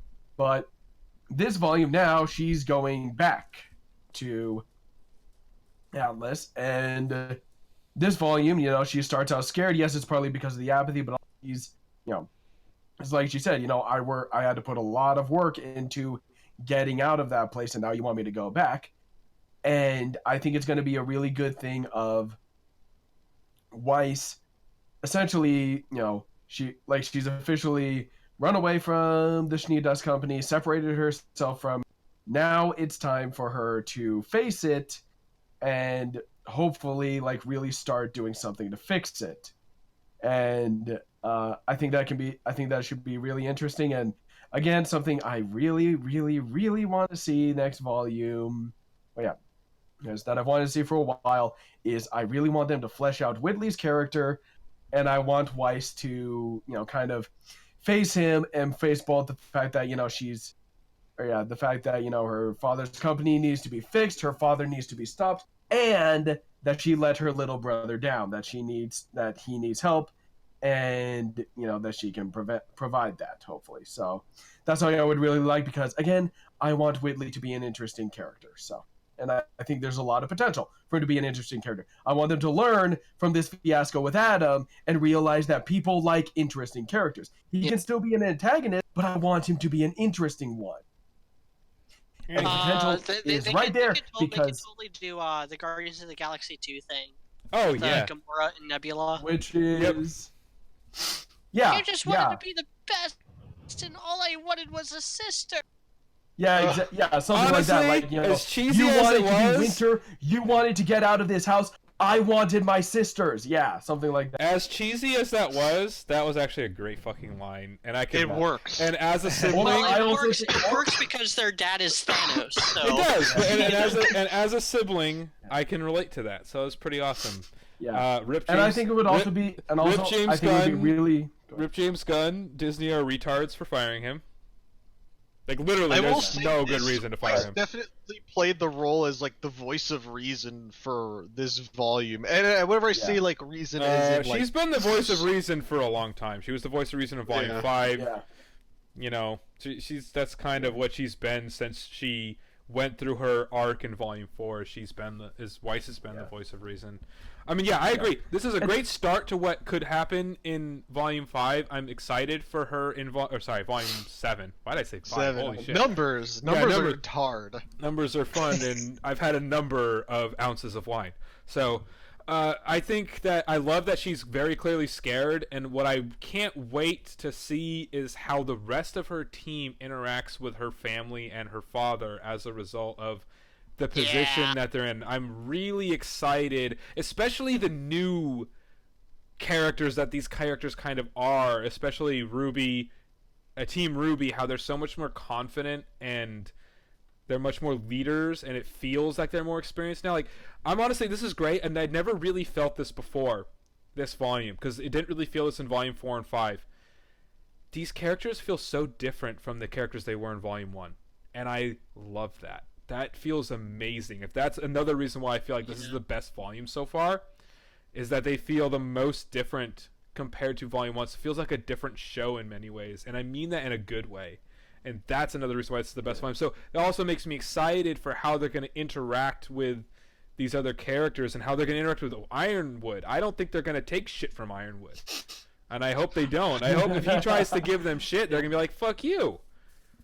We're right. You know, you need to help us. We can help you. They're like, We're yeah, doing screw this it. with or without your help. My hope for Ironwood is that he totally feeds into that, though. Because we kind of saw a glimpse of that in Volume 2, with how he was the only one who like praised RWBY for going after Cinder in the CCT. I really want him to fucking feed off of that and feed into RWBY's like Ego? newfound sense of ego. Yeah. Because I think it'll be a totally different spin than having another Lionheart or another Ozpin. If he's kind of like, hey, that could be pretty cool. Yeah, if he tries to kind of. Ironwood's like, yeah, we would level Salem's and base stuff from like orbit if we could, if we just knew where it was. So when you say feed off it, do you mean like he's gonna like? How do you think he like? What do you think he would do to try and benefit from it? Like try to get them on board with his plan. Be like, hey, okay, like have him give them some authority. Have him be like, hey, join me, and you guys basically become captains, and you can make your own calls. You can advise me. You guys have the relic of knowledge. Make John his advisor and basically just use him. Get these really terrible plans going. That could be. Yeah, you know what we're up against. You've seen the enemy in action more than we have. What about it? How about you lead the defense against the coming attack?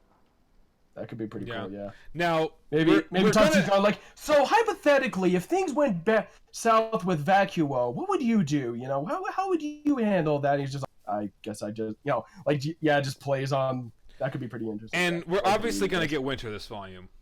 So I'm excited as shit for that because... Ooh, man, that's what makes me bad when a crew dies. I can't get my Snowbird. Let's be honest. Like, if there's one thing Rooster Teeth and RWBY as a show has been good at, is like a lot of the little character interactions and character moments are what the show is best at, right? I honestly feel like that's a big reason why so many of us fell in love with the show in the first place, besides the guns and the character designs and stuff. I think like that's the biggest reason why I got These into are characters the show. we want to like. Is that the character interactions have been in certain scenes, especially, are just done so well, and that's why this volume was so great in many ways. Is especially the Blake Yang stuff. If you hate Bumblebee, sorry, but their interactions and relationship this volume were fucking incredible. Like, and not just for RWBY, like well done for a show. Period. Honestly, that's why people still watch the show. I expect, and that's one of the reasons I'm so excited for the next volume is we're definitely going to get a lot of that and some different stuff that we haven't gotten, or from a different perspective, which is Weiss is going to be dealing with her dad from a totally different angle this time. The other characters are going to meet him almost assuredly and are going to have to deal with him in some way. And we're going to get I know Winter we said now. that Blake needs to take a back burner this next. She's not gonna take a back burner. Like you got the. Blake's literally gonna be thrown in a cat box in customs. It's like, sorry, she's got to be detained here. But and we'll get Winter and the cat, like Ruby. You know, first time she met Winter was so like innocent and like relatively intimidated, like the whole juncture bullshit, which was funny, but like she didn't really know what to say. It's not gonna be the same anymore. You know, it's definitely you're gonna have a different Ruby interacting with Winter and a different Weiss I'm not that interacting goofball with you Winter. used to know. I'm still a goofball, but I'm also someone who's carried these people and led these people from Vale to Mistral to Atlas. So yeah, I'm someone who demands respect now. Yeah, the difference between in the first volume, it's like she wouldn't even try to fight Winter, whereas now it would be. You'd probably kill me, but I'd really hurt you. So you don't want to fight me now. I would try. You know what I mean? Yeah, I would try, and you would get hurt enough that it wouldn't be worth it for you. Basically. You know what I'd like to see in Atlas, to be honest? What? Like, I would like to see Crow try to kind of train John a little bit, because like part of his weapon's not just the scythe; it's also just a big ass sword. So you can get something from Crow there. Yeah. I actually would expect somebody from Atlas to train him. If that's going to happen, I think that'd be interesting. I kind of don't really want him to need any more training. Yeah, I agree with that too. I'm saying if, but yeah, no, I don't think we need to see more training crap. I'm hoping we're beyond that point. I think he just needs to be a badass now. Yeah, I think we're beyond the point of training people right now. I don't think Jean's ever going to be the best fighter. He has a shit weapon. Let's be honest. His weapon's crap. There's no range. Ranged weapons are obviously. I do think it would be kind of cool actually if Jean did get himself like a sidearm or something. But yeah. Well, I mean, dude, think about it. You don't need range when you can just literally just get Suga Tensho, like your aura, just like. Except for Adam is apparently the only person who can do that. No, Blake does it. Or no, that's right, Blake did it. I thought she was assisted by Dust though, but actually, but, like, you can still do it with aura. Speaking of Blake, what is her new weapon going to be? Do we have any thoughts on? No. It's going to be another sword. It will be another sword. Also, fingers crossed for another wardrobe change next volume because they're going to Atlas. They're going to like a snowy region. They need they're going to need new wardrobes. I'm really excited. Wardrobes. Weather doesn't affect those with aura. I am genuinely. It affected Weiss this volume. That is fault. I am genuinely excited and hopeful that we are going to get wardrobe changes for all the characters at this point. Not that I dislike most of the designs this volume, this last section, but I think it would be nice if we could get like the time has come. Blake's needs to change. Weiss can stay the same. RWBY. I'm kind of. I want to see her add some like fur lining to her cloak or something. RWBY needs a fresh that might change. Be cool. Like, Ren and Nora desperately need different outfits. Ren is wearing fucking open-toed shoes, which I've always hated. Yeah. I've always hated that part of his design. It was stupid. At least he's not wearing socks with them. It's like, how hard do you try him? Hey, leave me alone. How Asian do you want him to look? Like, for a company that's supposed to be about being progressive and diversity, you really stereotype the Asian guy by giving him fucking sandals. Jesus fucking Christ. You mean they're Naruto shoes? They're Naruto shoes. They look dumb though. And I do want to see Jean lose the hoodie. And yes, the hoodie is so dumb. That's funny you mentioned that because I want him to grow out of it. I did notice that this volume that he looked like a fucking child with the hoodie on. Sorry, media. I know you're wearing a hoodie right now, but hoodies are not for adults. Like, and he's an adult now, so you don't. I mean, he's what, 18, 17? I'm not talking about style right now. I mean, I'm wearing a bathrobe right now. We're indoors, but like he's a warrior. He should not be wearing a goddamn hoodie, regardless if there's a character or not. You don't wear a hoodie. He is the only character wearing armor, but yeah. Adults don't wear hoodies. Okay, that's just adults don't wear shorts. Adults don't wear hoodies. Okay. I wouldn't mind him throwing on like a hoodie. I wear a hoodie the entire. I feel attacked. Yeah, like socks with sandals and hoodies. Like I'm wearing both of those. I'm just saying, especially as a warrior. Come on, really? That's not what you wear. Yeah. So I only wear jackets when it's a little chilly. I expect that to be different. And again, Ren and Nora desperately need changes because they would be ridiculous wearing what they're wearing in the cold.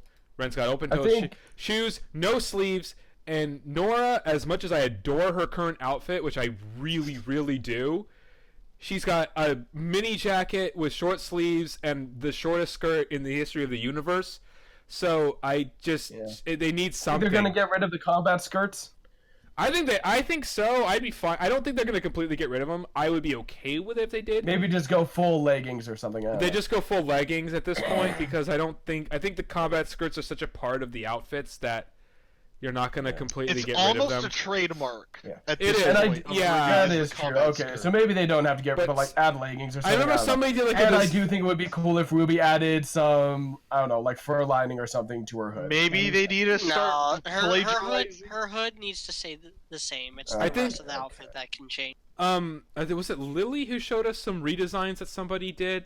Yeah, I'm blanking on the artist. They gave Ruby goggles. I liked a lot of them. That would be kind of cool. I think that would. I saw that little meme where it's like Maria handing Ruby goggles and stuff like that. Like, trust me, you're gonna want to need those because they're gonna for your eyes. Ruby like gets that. Like, goggles. That would actually be. I think that would actually be a pretty cool idea if Ruby got goggles. First of all, for protection, and also so she can see through the snow. I just think she would look absolutely fucking adorable. She would. With little like that aviator too. goggles. Yeah. Ruby goggles would be dope. There was definitely some cool stuff in those designs. Ruby got Mickey Mouse shorts, which looked retarded. I mean, they're literally the worst thing I've ever seen. They look worse than Blake's outfit this section. I can't even tell you how retarded she looked. Sorry to the person who designed those, but that was awful. The rest of those designs were great. If the person who's listening to this who drew those, there's a version that had a skirt instead of the shorts as well. That's what I said. Everything else is great. Go with the skirt. Just the shorts look stupid. But everything else was great. I really liked a lot of those designs. They had like a double-breasted jacket for Ruby, which looked really cool. She needs more of like a jacket kind of thing. And I feel like Weiss does too. Even though she could stay similar, but she just needs more than what she has right now. Again, Nora needs Can't just be a scarf. Nora needs at least a jacket, a real jacket, and it can still be a bomber style jacket. That's kind of her thing, which I love personally because I own an A2 jacket.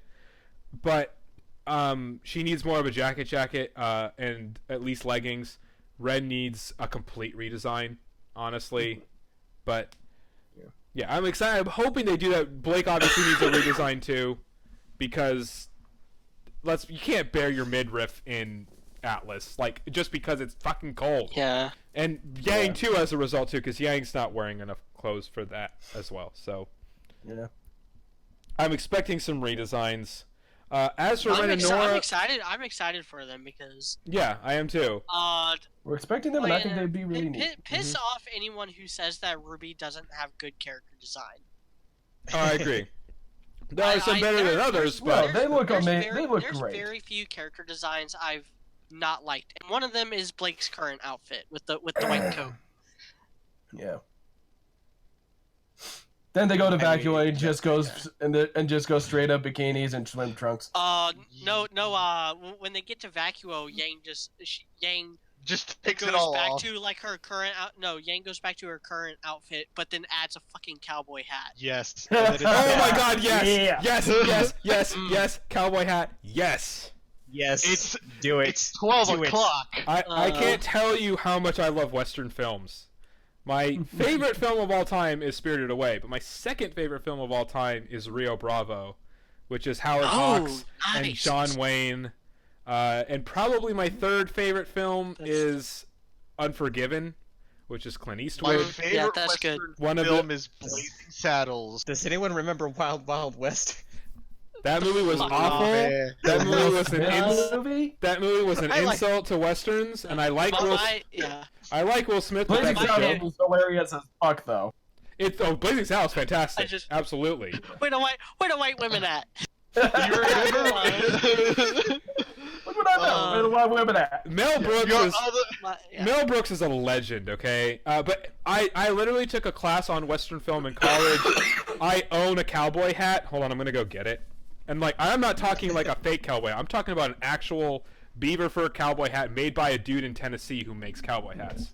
That's how much I love cowboy hats. Hold on a second. Yeah. But my favorite Western film is High Plains Drifter with Clint Eastwood. Nice. That was it was also one of the first westerns I watched as a kid, so like there's that nostalgic factor to it as well. But yeah, we're getting way ahead. Like thinking of freaking Volume 10 or like, whatever. Yeah. Volume 10, 11, and 12 redesigns. Sorry. So when I tell you I like westerns, dude. I'm not kidding. This is a the guy who I had make this. It's his take essentially on Charlie Prince's hat from the 2007 version of why am I blanking on the movie? Fuck. It's got Batman in it, and it has Gladiator in it. 310 to Yuma.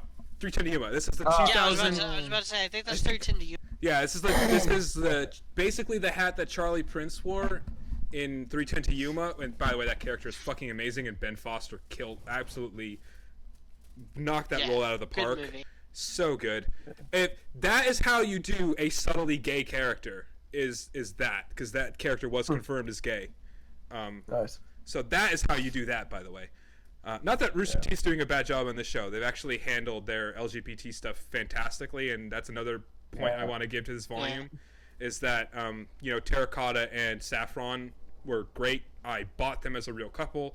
They're the first successful actual together couple in the entire show. So, dude, you want to know what they are? Stuff. They're the right kind of boring.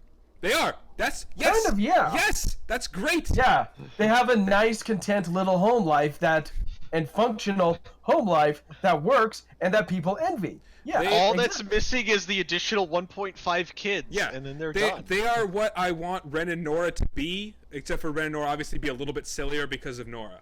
That's basically what I want. 10 kids. Yeah, exactly. Well, of course.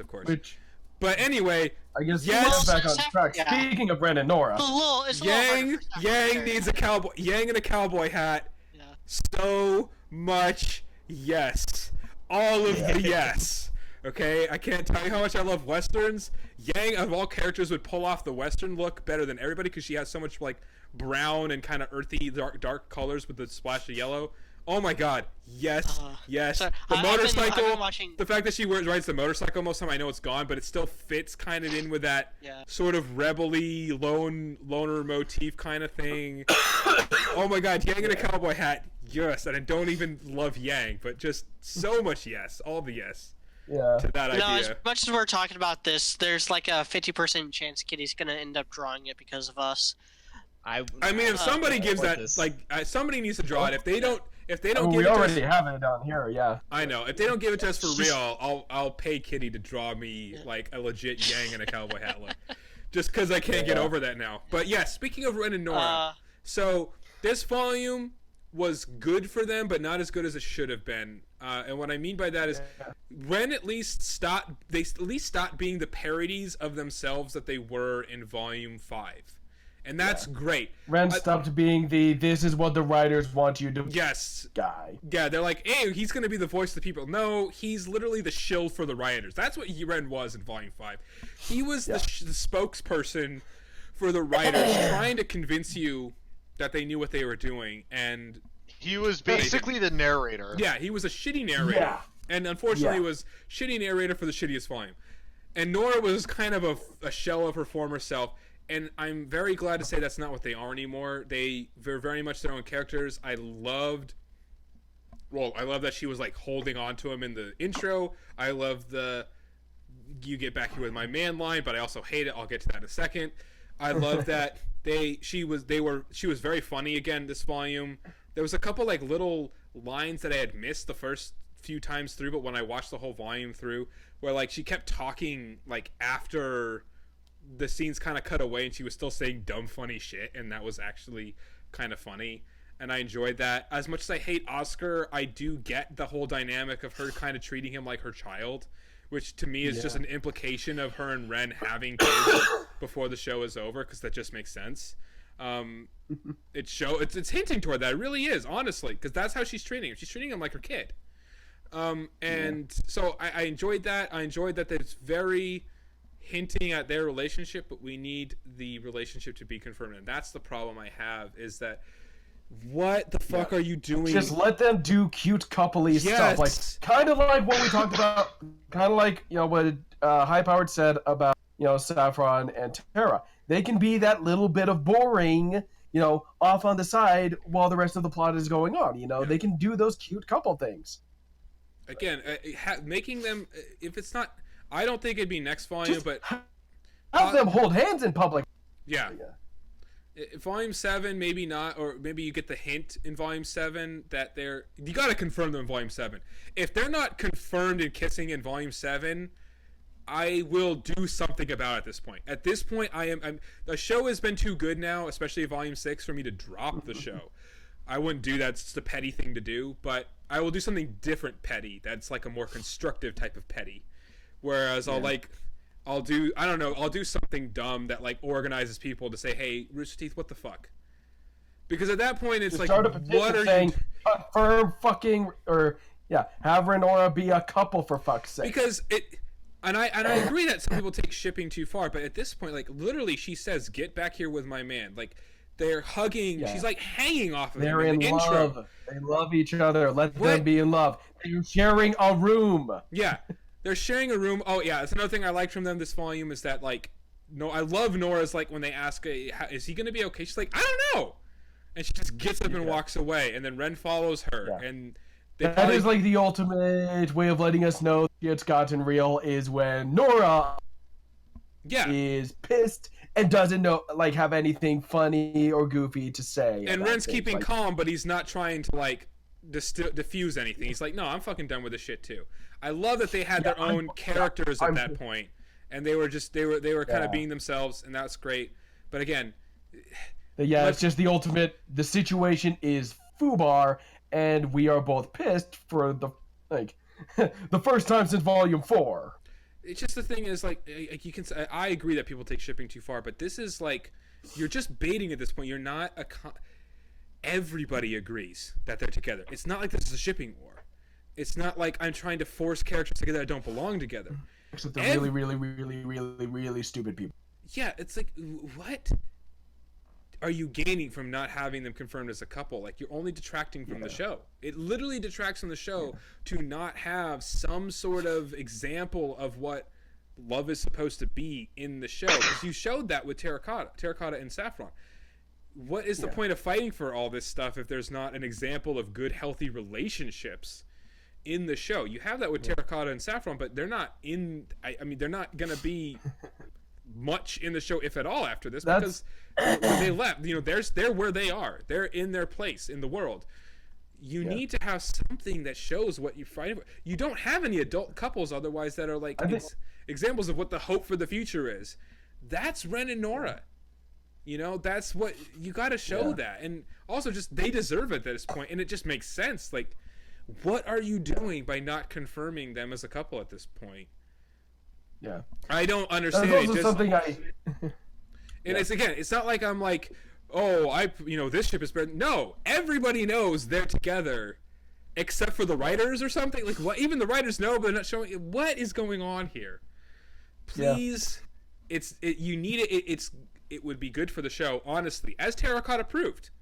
That it's nice to see stuff like that. It's good to see those kind of things happening. It's good to have a kid there to like put things in perspective for people, or at least a relationship. That was something I was thinking about actually with that line from Yang of like, I don't know.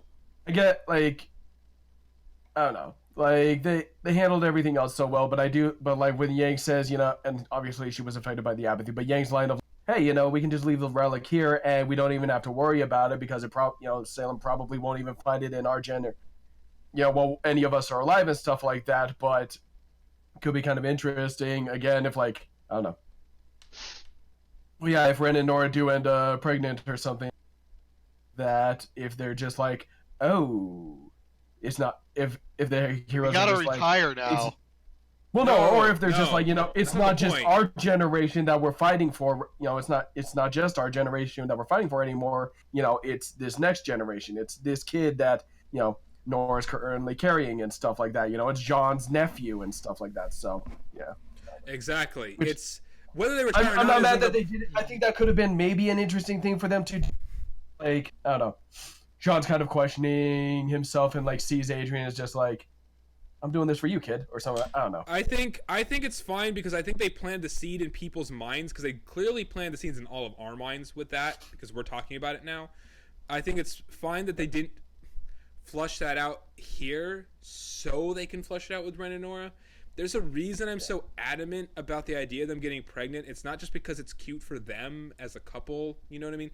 It's beyond that. It is because, like I said, it's fighting for the next generation, as Robert said. I think it would be, not I think, it literally just would be good for the characters to have that in perspective and to see that. Yeah. That When is dude says helpful character- for the show.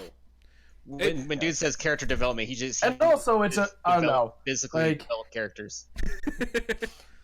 Yeah, and also this is me thinking let's like. be I don't honest, know, she's Nora's from- already pretty developed, okay? I think we know that. Hey. I meant She- separate characters. She is stacked like a bunch of pancakes. Yeah.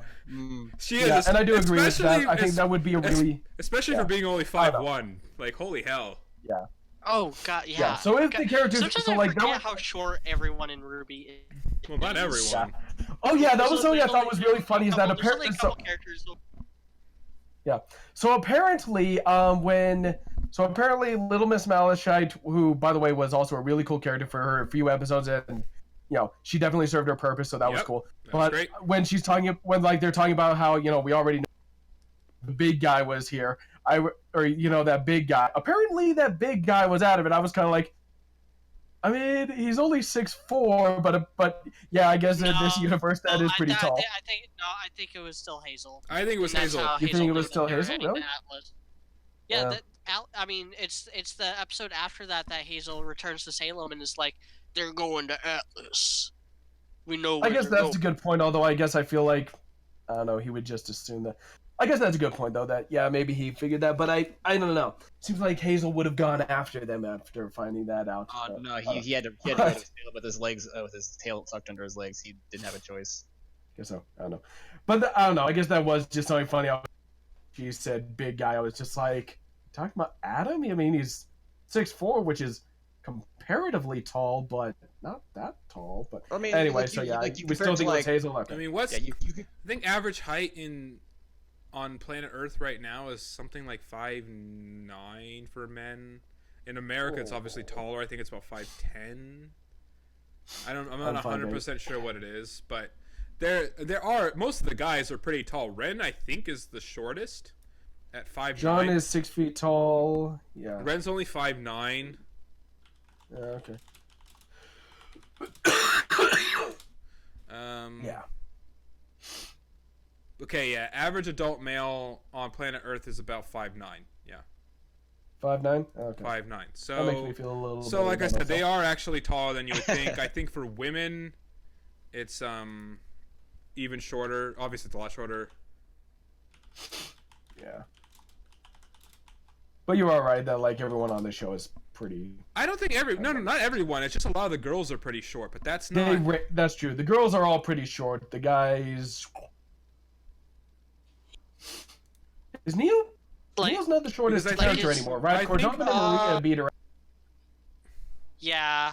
Well, Cordova and Maria especially have that anime oldness where they were perfectly like normal sized. At least Maria was. I in mean, their youth, people and then they do just, like, shrink literally as they get shrink. older, but not that Not short. like that. Not that much shorter. They don't lose the entire top half of their. So you got to remember though that It- you got to remember that I think actually the show is pretty accurate to people's heights and that's why I was confused why you said they're all so short, because the average height for men around the world is 5'9", and the guys in this show are well above that on average, because Ren is 5'9", and he's the shortest guy I can think of, right? And so it's because they're warriors that makes sense that they're But above he's 14, average height. so who cares? And remember, you also got to keep in mind, just because you're tall doesn't mean you can be somebody who's the most athletic. People are not usually super tall.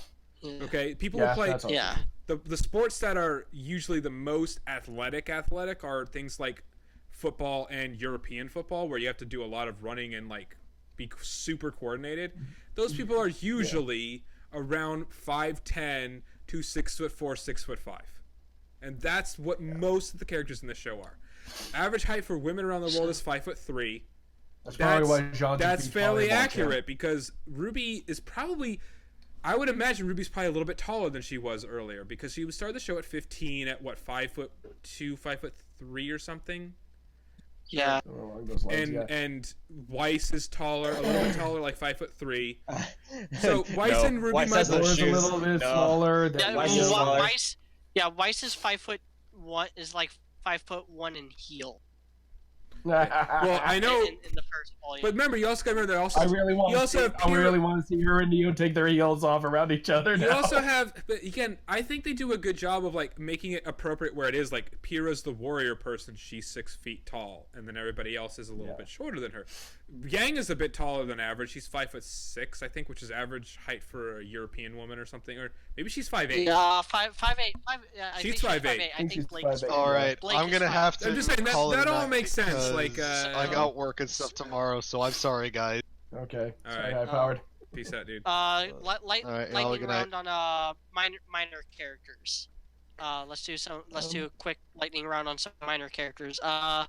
Maria, I already said my piece. She's the RWBY who gave up, and with RWBY, she realizes that there's still something that she can do to make the world a better place, even though she is old and blind.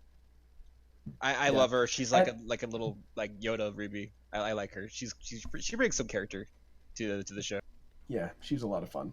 And I think Oh god, they really did go hard on the Star Wars stuff. Like, Oh yeah. Crow is Obi-Wan, Maria Yoda. I think Maria, I like her character. I really enjoyed her. I love Media's analysis of her as the RWBY that gave up. That's very brilliant insight. I expect her to die soon. I really do, because one, she's old. Yeah. I think that's kind of like what the thing they're gonna go for. It just to me, it just makes sense, and it's kind of going to be like something where like she, a bittersweet thing where like she knows that RWBY will accomplish the goal or whatever. That's basically what I'm expecting. Yeah. I expect her to teach RWBY a couple more tricks before she goes though, and I like the interactions between her and RWBY. She's a great character. I just think, again, as I've said a million times, I love the direction they're going in where the kids are taking control. I want that to go full, flat out, like they're all that's left. Mm-hmm. Yeah. Or not all that's left on Earth, but on Remnant, but you know what I mean. Yeah. And I think so something we were kind of asking ourselves I don't really in this, see her dying. I don't know. I don't see her staying with the group the whole time. I don't that would make no sense. Yeah. Why they can't carry her around when they're gonna go fight Sam? That doesn't make sense. All right, Sock, what were you gonna say about Maria? This is a lightning round. Sorry. I think Sock already said his bit though. I think I land. Okay. Yeah, but so I think with Maria, I don't know. Something I was thinking about with Maria is that we were kind of asking why she went after them at the beginning of the volume and stuff like that, because she didn't know that RWBY was. I feel like there's a lot that ended up getting cut from this volume, and we knew that got cut from this volume because it was in the trailer and not in the actual show. So who knows what else got? Yeah. But so she didn't know that RWBY was a Silver Eyes warrior, and honestly, I think that I would be totally fine if Maria's whole reason for going with them was just, I'm a dying warrior who wanted one more adventure, and you kids looked ready to give it to me.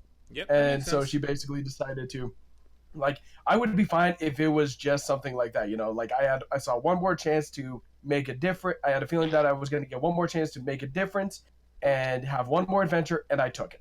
So. Yeah, I'd be fine with that too. And Carrie did say that a lot of things that got shuffled around and got lost in the shuffle this volume are going to come into play in volume 7. So we'll probably get an explanation then. Too little, too late on that.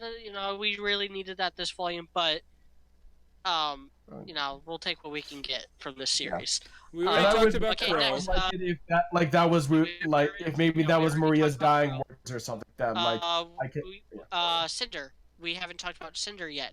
She doesn't go through a character arc, but I think it is good for the series to have her back, and I think it is a good thing that she's partnering up with Neo, and that she's going to be a threat going on later on down the road. Yes, I think we can group her and Neo and everybody together. Whereas I expect Neo to kill Crow. That's still what I'm expecting. It's still what I want, and I expect them to come, and that's what I think. Basically, I'm still going off of what Robert's theory was several episodes ago, which is that they kind of come in and take over, and either they topple the Atlas government by putting Jacques in charge. All the villains here. Okay. That's what I'm expecting, honestly. Yeah. I think that they got off to a good start of reestablishing Cinder as a threat, as someone who can get stuff done. It's kind of almost a return to her roots. She's probably going to be working from the shadows with henchmen and stuff like that, which is, I don't know, as convoluted as her plan to take over Beacon was, it was really interesting on paper, and so I would like to see that. Also, same thing with Whitley. Give us Cinder's actual backstory and flesh her out as a character. I really want make her an actual person. Please, for the love of all that is holy. Yeah. And Winter, real quick. I feel like I do want to get some of her. I don't want her to be too much of an influence at this point, simply because I think the characters have grown up so much. Essentially, what I want is her to talk to the kids. I want them to ask for her help, but she's kind of has her hands tied, and I want her to be sort of a vehicle to show how much the characters have grown versus, especially Weiss's and Ruby's previous interactions with her. That's kind of what I'm expecting to see out of her. I still love the relationship between her and Weiss. She tells Weiss that she's proud of her, and then gives her a head pat. Yes, the most adorable head pat so far. I think with all the other characters that are in this volume, they only have they're like kind of one and done. Yeah. There's nothing we can really say about Salem that we didn't say during her flashback episode. There's nothing we can say about Emerald that we didn't already address in the episode with her and Mercury. Do we just want to go? I did want to say something about the gods real quick. So go for it, Robert. Okay. So because when that episode first came out, I think we were all kind of like, okay, what are these gods thinking? These gods are idiots and stuff like that. Like, they're creating more problems with themselves. After rewatching it, though, I think I've kind of reevaluated my opinion of them, particularly like with the God of Darkness. He's the embodiment of all that is dark and stuff like that. So of course, he's destructive. Of course, he's temperamental, and all of that makes sense with what he's supposed to be, what he is as a concept. And I think it also works with the God of Light, because you have that whole thing of, he makes Salem immortal in the hopes that she's going to, learn from her mistakes, and that she's going to, realize that, death is actually very fair, and that living forever is what's truly unfair and stuff like that. And that's because he's merciful. He's trying to be merciful. He's trying to teach her something. He's giving her, multiple chances. Same thing with sending Ozpin back. He's giving I don't know. Again, his choice of who to send back is dumb, mostly from a meta perspective to us as the audience and stuff like that. And I do think that it should have been a punishment. I think Ozpin should have, I don't know. I think Ozpin should have thrown, a dying Salem into the God of Light's pool of, eternal life and stuff like that. And the God of Light is just like, you idiot, she's going to hate you for that. And, that was a curse. And, the pool is, one use only or something like that. But he's like, you've just cursed this woman. She's going to hate you and stuff like that. And then he sends him back, to fix his, fix what he broke and stuff like that. Yeah. But he's giving humanity another chance here in canon. So, he's being merciful. And again, maybe blindly merciful. Maybe they don't deserve it. Maybe RWBY doesn't deserve all the second chances we give it, though. So I think that, I think everything he does makes a lot of sense. He doesn't have the God of Darkness's cynicism to kind of balance out this, just endless pool of mercy and goodness and second chances that he is. And that's why he needs his brother. So I think that's my take on him, and I think it works within context. So do we want to all right, so do we want to get to predictions? We have We've been going for over 2.5 hours. I think we're gonna just do Volume 7 predictions, either Yeah. as its own podcast or leave it because we've already thrown out some predictions and stuff. With with talking about Ironwood and Winter and all that stuff. It But would we be have new questions. outfits, We have Oh, yeah. we have questions to get to on YouTube. We have Okay. quite a bit. I think we could do an Ryan- a quick hour-long podcast on predictions, like next week. Yeah. I'm good with that. So Ryan W asks, of the 4 girls, Team RWBY, how would you rank them in terms of strength? Like who would win in a fight? Like who would beat who in a fight? Ooh, I'd be really close between Weiss I and feel like- Yang. I think Weiss. I think it would still be Weiss at this point. Or it's tough because Yang clearly has learned a lot and was able to beat Adam. So that's what would make me think maybe Yang. I don't think it's RWBY yet. I think by the end of the show it'll be RWBY. But I don't think yet.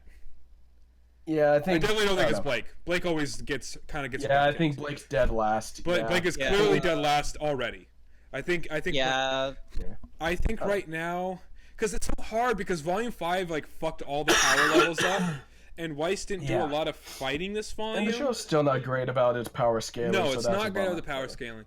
I would say Weiss and Yang are on one tier, which actually is consistent with them being the 2 that went on to the second round in Volume 3.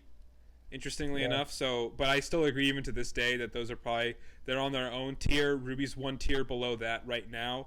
We'll get on their tier maybe next volume or the volume after, and then because again her silver eyes don't do anything to them, and then the last, by the end she'd probably be number 1, and then Blake is dead last. I think Already. RWBY might actually be I think RWBY might be slightly ahead of Weiss, maybe. Really? I don't know. I think she's rapidly catching up to Weiss, and I do think that Yang is probably. Weiss is just way too versatile of a fighter for me not to put her at number 1. That's exactly so my Weiss, point. Yang, That's why I would put Weiss above Yang. I think if I did, it'd be that. I think as of Volume 5, I would put RWBY above Blake. Like pre-Volume 5, I would have put Blake above RWBY, or pre-Volume 4 at least. Maybe Volume 4 is when RWBY surpassed Blake for me, but certainly before as of Volume 3, I would have had Blake ahead of RWBY. I'm a Yang fan, so I have to put Yang at number 1. Like I see her taking more stuff better. Don't give RWBY enough credit, but yeah. It's Yang's one-on-one prowess versus Weiss's versatility, and to me, I can't call between those two right now because we haven't seen enough from Weiss lately. I mean, I said it in our Volume 5 predictions, and I said it in our Volume 6 predictions. Rooster Teeth, anytime you want to have a sparring match between all of Team RWBY to show like who would be who in a fight and how those battles would play out, please do it.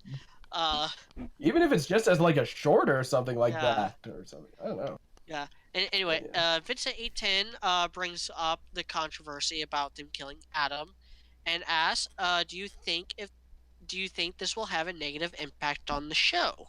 And I think he means from like a publicity standpoint, from like people dropping RWBY, people stopping it, or people like boycotting it. I don't think it's nearly as many people as they think. I think it's a lot of bullshit artists that are dropping the show. I was gonna say the people who would drop but the show over Adam dying are people I don't give a fuck if they leave. There's better reasons to stop watching RWBY than that, especially after the best volume in the show so far. Yeah. And I don't think there are nearly as many. There are nearly as many of them as people think. I think they're just a very vocal. Yeah. Not only that, but the only people I fucking believe are the people like Tom from Team Frostbite. He says he's done with the show, and he gave very good reasons. He's quitting while it's ahead. He doesn't want it to go. He doesn't want to be there when it goes through the Red versus Blue seasons 11 through 15 route. He doesn't like. He likes this volume as far as like when I've talked to him, and he just wants to move on to other things now. Like this is a good stopping point for him. Those are the only people that I believe when they say that they're done with the show. Like, even at Floof, as much as I love the dude, he'll be back. Oh, of course. Same thing with It's like when Armada quit. And I think Armada said he we have retired. to ask ourselves, how many of these people are just itching the show because because they're running out of things to bitch about? It's like Because when this volume it's didn't such a give them enough fuel to bitch about. But yeah, it's such a low time investment. Like, it's not like a seasonal anime where you're watching 12 to 26 22-minute long episodes that take like an entire day to get through. It's like a couple minutes. It's like 10 to 15 minutes on average. Like, that's fucking Game of Thrones episodes are longer than that. Yeah. Like, there's really no reason to be like, oh, I just don't have the time to watch it. Like, yeah, I mean, it's like when people say they quit, I feel like they'll be back. If you follow competitive Melee, Armada, the #1 player of all time, said he retired, and they asked like the one of the other top players, is he gone for good? And they're like, hell no, he'll be back soon. You can't leave forever. I just don't. Yeah. Especially with how poor their reasoning is. This was the best volume so far. Yeah. Okay. That's If people quit after volume 5, and the only reasoning I'm hearing is Adam. Is Adam really? Really? I think. That's I don't know. No, I don't know. I haven't seen anybody give any other reason. I agree. That's always the reason. I'm just saying, really, that's your reason. That's a shit reason. Yeah. So Unbeatable Robin 85 asks, do you think Team Junior will get their own heroic arc in Volume 7 next year? Probably not. No. Yeah. Like I said, I want John to get a good fight, but that's, I think, all they really I don't think they should. And Ren and Nora just holding hands in public. John Arc stands. Rise up. Ren and Nora need to kiss. They need to act like a couple. Let John kill one Grand that is actually more threatening than that thing he killed. I don't need them to have a team. I don't think they should have a team arc. I think Jean needs his own thing, and Ren and Nora need their thing together. At this point, it's very clear. All right, so I don't know. Maybe so. I wouldn't say no to a Lancaster arc, though. No, that's different though. That's different though. Dude, preferably their thing. And thing. Yeah. Preferably Ren's thing and Nora's thing, but you know. Exactly. Yeah. Or maybe Ironwood trying to get or use John or something. I don't know, but. All right, so John gets Ironwood's good. XVG Dylan, XVG Dylan asked a couple questions.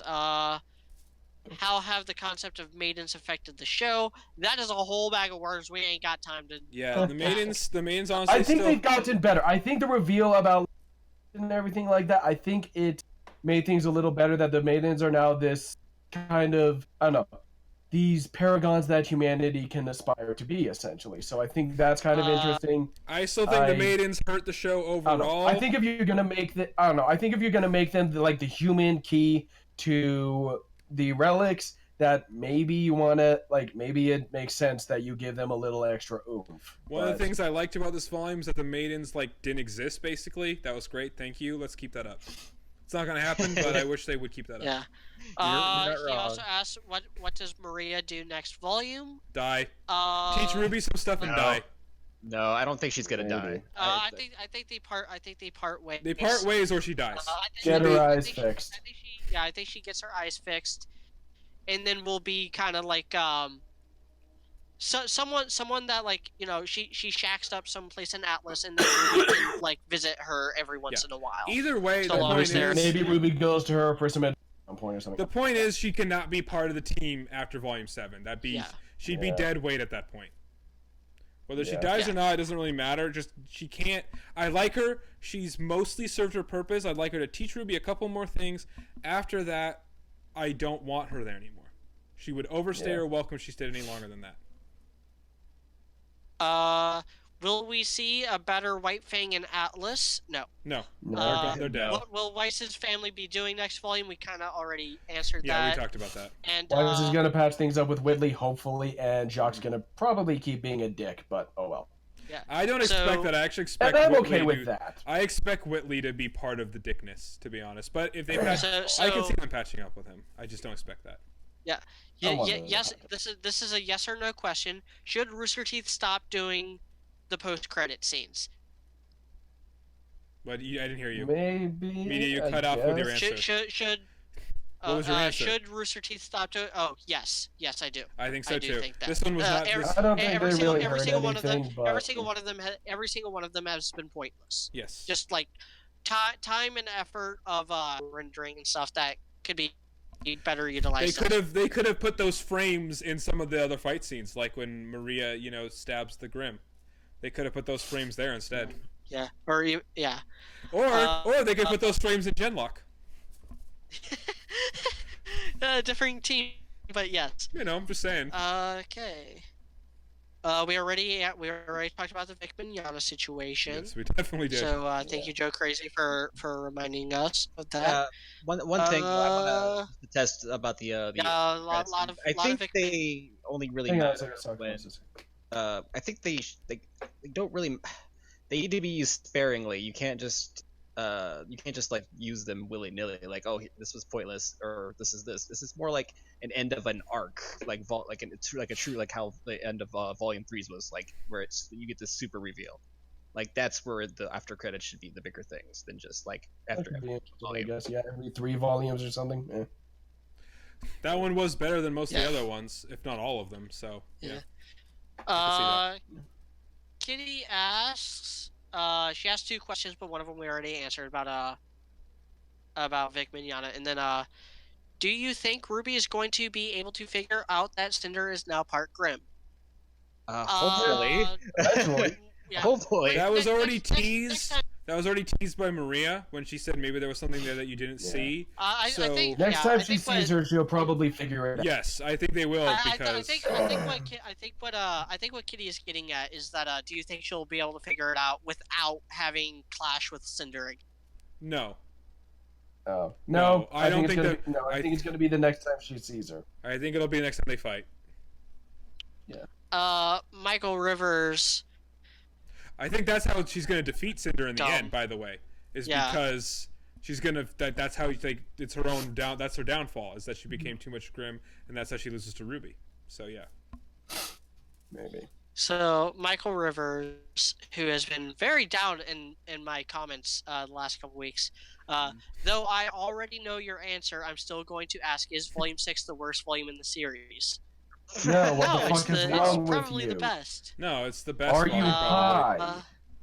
This is the best volume in the series, probably.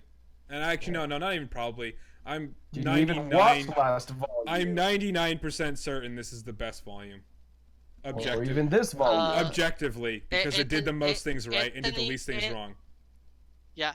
Anthony Oriema asks, is it weird that the 2 best volumes have very little to do with the Maidens, Cinder, Salem, and her League of Villains? That tends to happen when your villains suck. Yep. No, I was gonna say what I just say also, about the maidens are dumb. Don't... The maidens are dumb. They shouldn't. I hate them. They make the show worse. So it does make sense that volumes 4 and 6 had the least amount to do with the maidens, and they were the best. They're the most focused on the main characters. Gee, what a surprise! When you focus on the main characters, that's when it goes the best. Although I think there's a bit of I think that statement's kind of false though, because this is the most we got. Like, this is the most information we got on Salem in this entire volume. But I do agree that like this is that Team RWBY are the ones dictating the action, which was something like even in volumes 1 and 2, Cinder was mostly the one, like they were mostly just reacting to what Cinder was doing. But to say that like this was the volume that had the least to do with Salem and Cinder is Salem definitely is false. But as far as also, this does not mean that they should just do away with all the villains and just have them fight Grim. That is stupid. I definitely don't agree with that. Yes. I would also argue though that one of the worst parts of the volume was the backstory. It is good that they're focusing on the heroes more. So, I still think one of the worst parts of the volume was the backstory with Ozpin and Cinder, Salem. It was still interesting on Salem's end. We still got to know Salem. Yes, but also my point wasn't about the villains. It was about the maidens. I don't think all the villains are bad. I think the maidens are bad. So, we got a lot of Tyrion in Volume 4. So, next question. Orestes Lazaridis asks, would you prefer, assuming they will appear, to see Jacques in the STC as a third neutral party, or have them allying with Salem on the road? Jacques probably going to ally with Salem. I'm pretty sure he's allying with Salem. I'd be fine with it either way. Typically, I prefer the third-party stuff, just because I it's one of my least favorite things about most anime, in that they consolidate all the villains under one umbrella, which completely negates the autonomy of the various side villains, and just puts all the emphasis on a usually boring main antagonist, in this case Salem. I'm just gonna say So Jock's just gonna do whatever the fuck he wants to do to keep himself in power. It's not really whether he sees a chance in our our side or in Salem's side is up to how the volume pans out. But he's just gonna do whatever the fuck he wants. That's why I expect him to ally with Salem, because I expect him to be kind of her puppet, and him to just kind of go with that. That's the winning side, yeah. Yeah, that's why I expect him to ally with her. Like, he wants to be like have more power. She'll give him the power to control Atlas, and that's what he wants. So that's what I'm expecting. Yeah. Professional Idiot asks, do you think Watts and Tyrion would help Cinder and Neo, or do you think that each of them will stick to their own goals and maybe meeting that end? They're not gonna help them. No, Cinder's they gonna are want to not do this they're herself. not going to help Cinder. Watts is definitely not going to help Cinder. If anything, Watts will do everything in his power to dick her over. I think Cinder will die this volume or next volume. She's definitely dying well before Salem does. That's what I think. I expect her to be gone. That's not necessarily this volume. I think it's possible, though. I do think it's possible, because she's not going to be aligned with Salem anymore. So it's very obvious with this last volume that Salem is the big bad of the show. Yeah. So I think they are going to get rid of some of the other non-aligned with her villains, which I'm actually fine with that personally. So I expect that to be a thing. So I expect Cinder to die within a couple volumes, honestly. But no, Watt and Tyrion are not going to help Cinder. No, God no. Yeah, no. That's what I'm saying. She wouldn't accept their help. Watt wouldn't want to help her. That's what I mean. Like, that's what I'm saying. She's going to be out of the way before they are. Even if he doesn't even really know what she's going. Yeah. She wouldn't accept his help. It literally does. The hypotheticals don't matter, because Salem said, "Don't do it." Yeah. Watts, just like you. We already know Watts hates Cinder. We don't really know what Tyrion thinks is Cinder, but we know that he worships Salem and will do whatever she says. And when she says, "Don't fucking help Cinder, leave her alone, leave her to her own devices," he's going to leave her alone. Yeah. Anyway, Xmas Naruto asked, do you think that Atlas will become Male 2.0 in terms of damage, or will the damages be minimal because Silver Eyes? I don't think it's necessarily because of Silver Eyes. I adamantly believe we do not need another Fall of Beacon. We need destruction, so we need Pyrrhic victories, but they need to be victories. I disagree. I think we've already had this conversation. I don't want to rehash of that. I don't want to rehash. I want way worse. So it's not the same thing. I don't want the Pyrrhic victory that was Volume 3. I want a full-on defeat for the heroes. So for me, I don't think it's gonna. But I don't think the damage is gonna be visible. I think it's gonna be internal. It's gonna be. I don't think that's Atlas's infrastructure is gonna fall apart. I don't think that's a good way to end a volume, though. At midpoint finale, absolutely, but not. I think we need that. You know what? I actually, sorry, dude. I'm gonna say this real fast. I say it's gonna be like one of those weird things where Atlas isn't destroyed. They just destroy Mantle by like making Atlas just fall on top of Mantle, just done there. Yeah. Like that's for the. Oh, kind of like, I don't think sure that's would actually destroy Atlas too. I don't think that's Mantle though. I think that's just Atlas. I think it's just. I think it's all Atlas too. I don't think that's Mantle. I think that's. Well, still, they're gonna pull a Final Fantasy VII. They're pulling Final Fantasy VII. I think Robert and I are on sort of one side, and media's on another side where. Both sides point to no. But yes, both sides point to not actually destroying it physically. It would be somebody takes over, and the heroes get their asses kicked. Not necessarily that like bunch of people die. It's more that not necessarily Atlas itself. Yeah. And they retreat to Vacuum. And then we already answered GQ Smith's question about how do you think Ironwood and Winter will affect the plot. Final question, and this one's a fun one. Edward Kelly asked, do you think Renora's child will be suave like Ren or a ginger like Nora? Well, hopefully not a ginger. Why not They're both? kind of I endangered think right now. my guess is they're going to end up having both before the end of the series, and because they'll want to show both. I think they will have one like Ren and one like Nora. Yeah. That's my guess. I think, and this is what I did in my fan fiction. I think their first child will be a lot like Ren. You know, not just in looks, but also in like personality and stuff, which will lure them into a false sense of security about kids being good. And so when the next kid rolls around and is an absolute nightmare, and then every other kid after that is also an absolute nightmare. Yeah. No, I can. Let's I know. just say I relate. Let's just say that's my life. That's You know, basically. I have a, I was- actually, I was that- That's what I I actually would have a funny expect thought too. about that. That's what I would I expect actually have a as funny well. thought about Basically. that. What? It's like when they have their first kid, and it's like, oh, he's just like he looks just like you, Ren. And the kid starts talking, and Nora's like, why is he British, Ren? Who is she, Ren? Who is she? I mean, wait, what? I mean, And then he'll be little like, Ren was like Nora, British. Nora, I have a confession to make. Before I became Asian, I was British. I'm half British. My mom was British and Yeah. my dad was Japanese. My semblance makes and me she's Asian. gonna be like, "What the fuck is Japan?" What the No. fuck is British? She's gonna say my mom was British and my dad was Hanzo. Ryoga Wakatiki Kuro. Oh god, what bridge series was that they did a joke like that, where like they name drop a country that like doesn't exist within that world. I think it was Dragon. No, I think it was Dragon Purple Ball Eyes Z One of bridge. Five.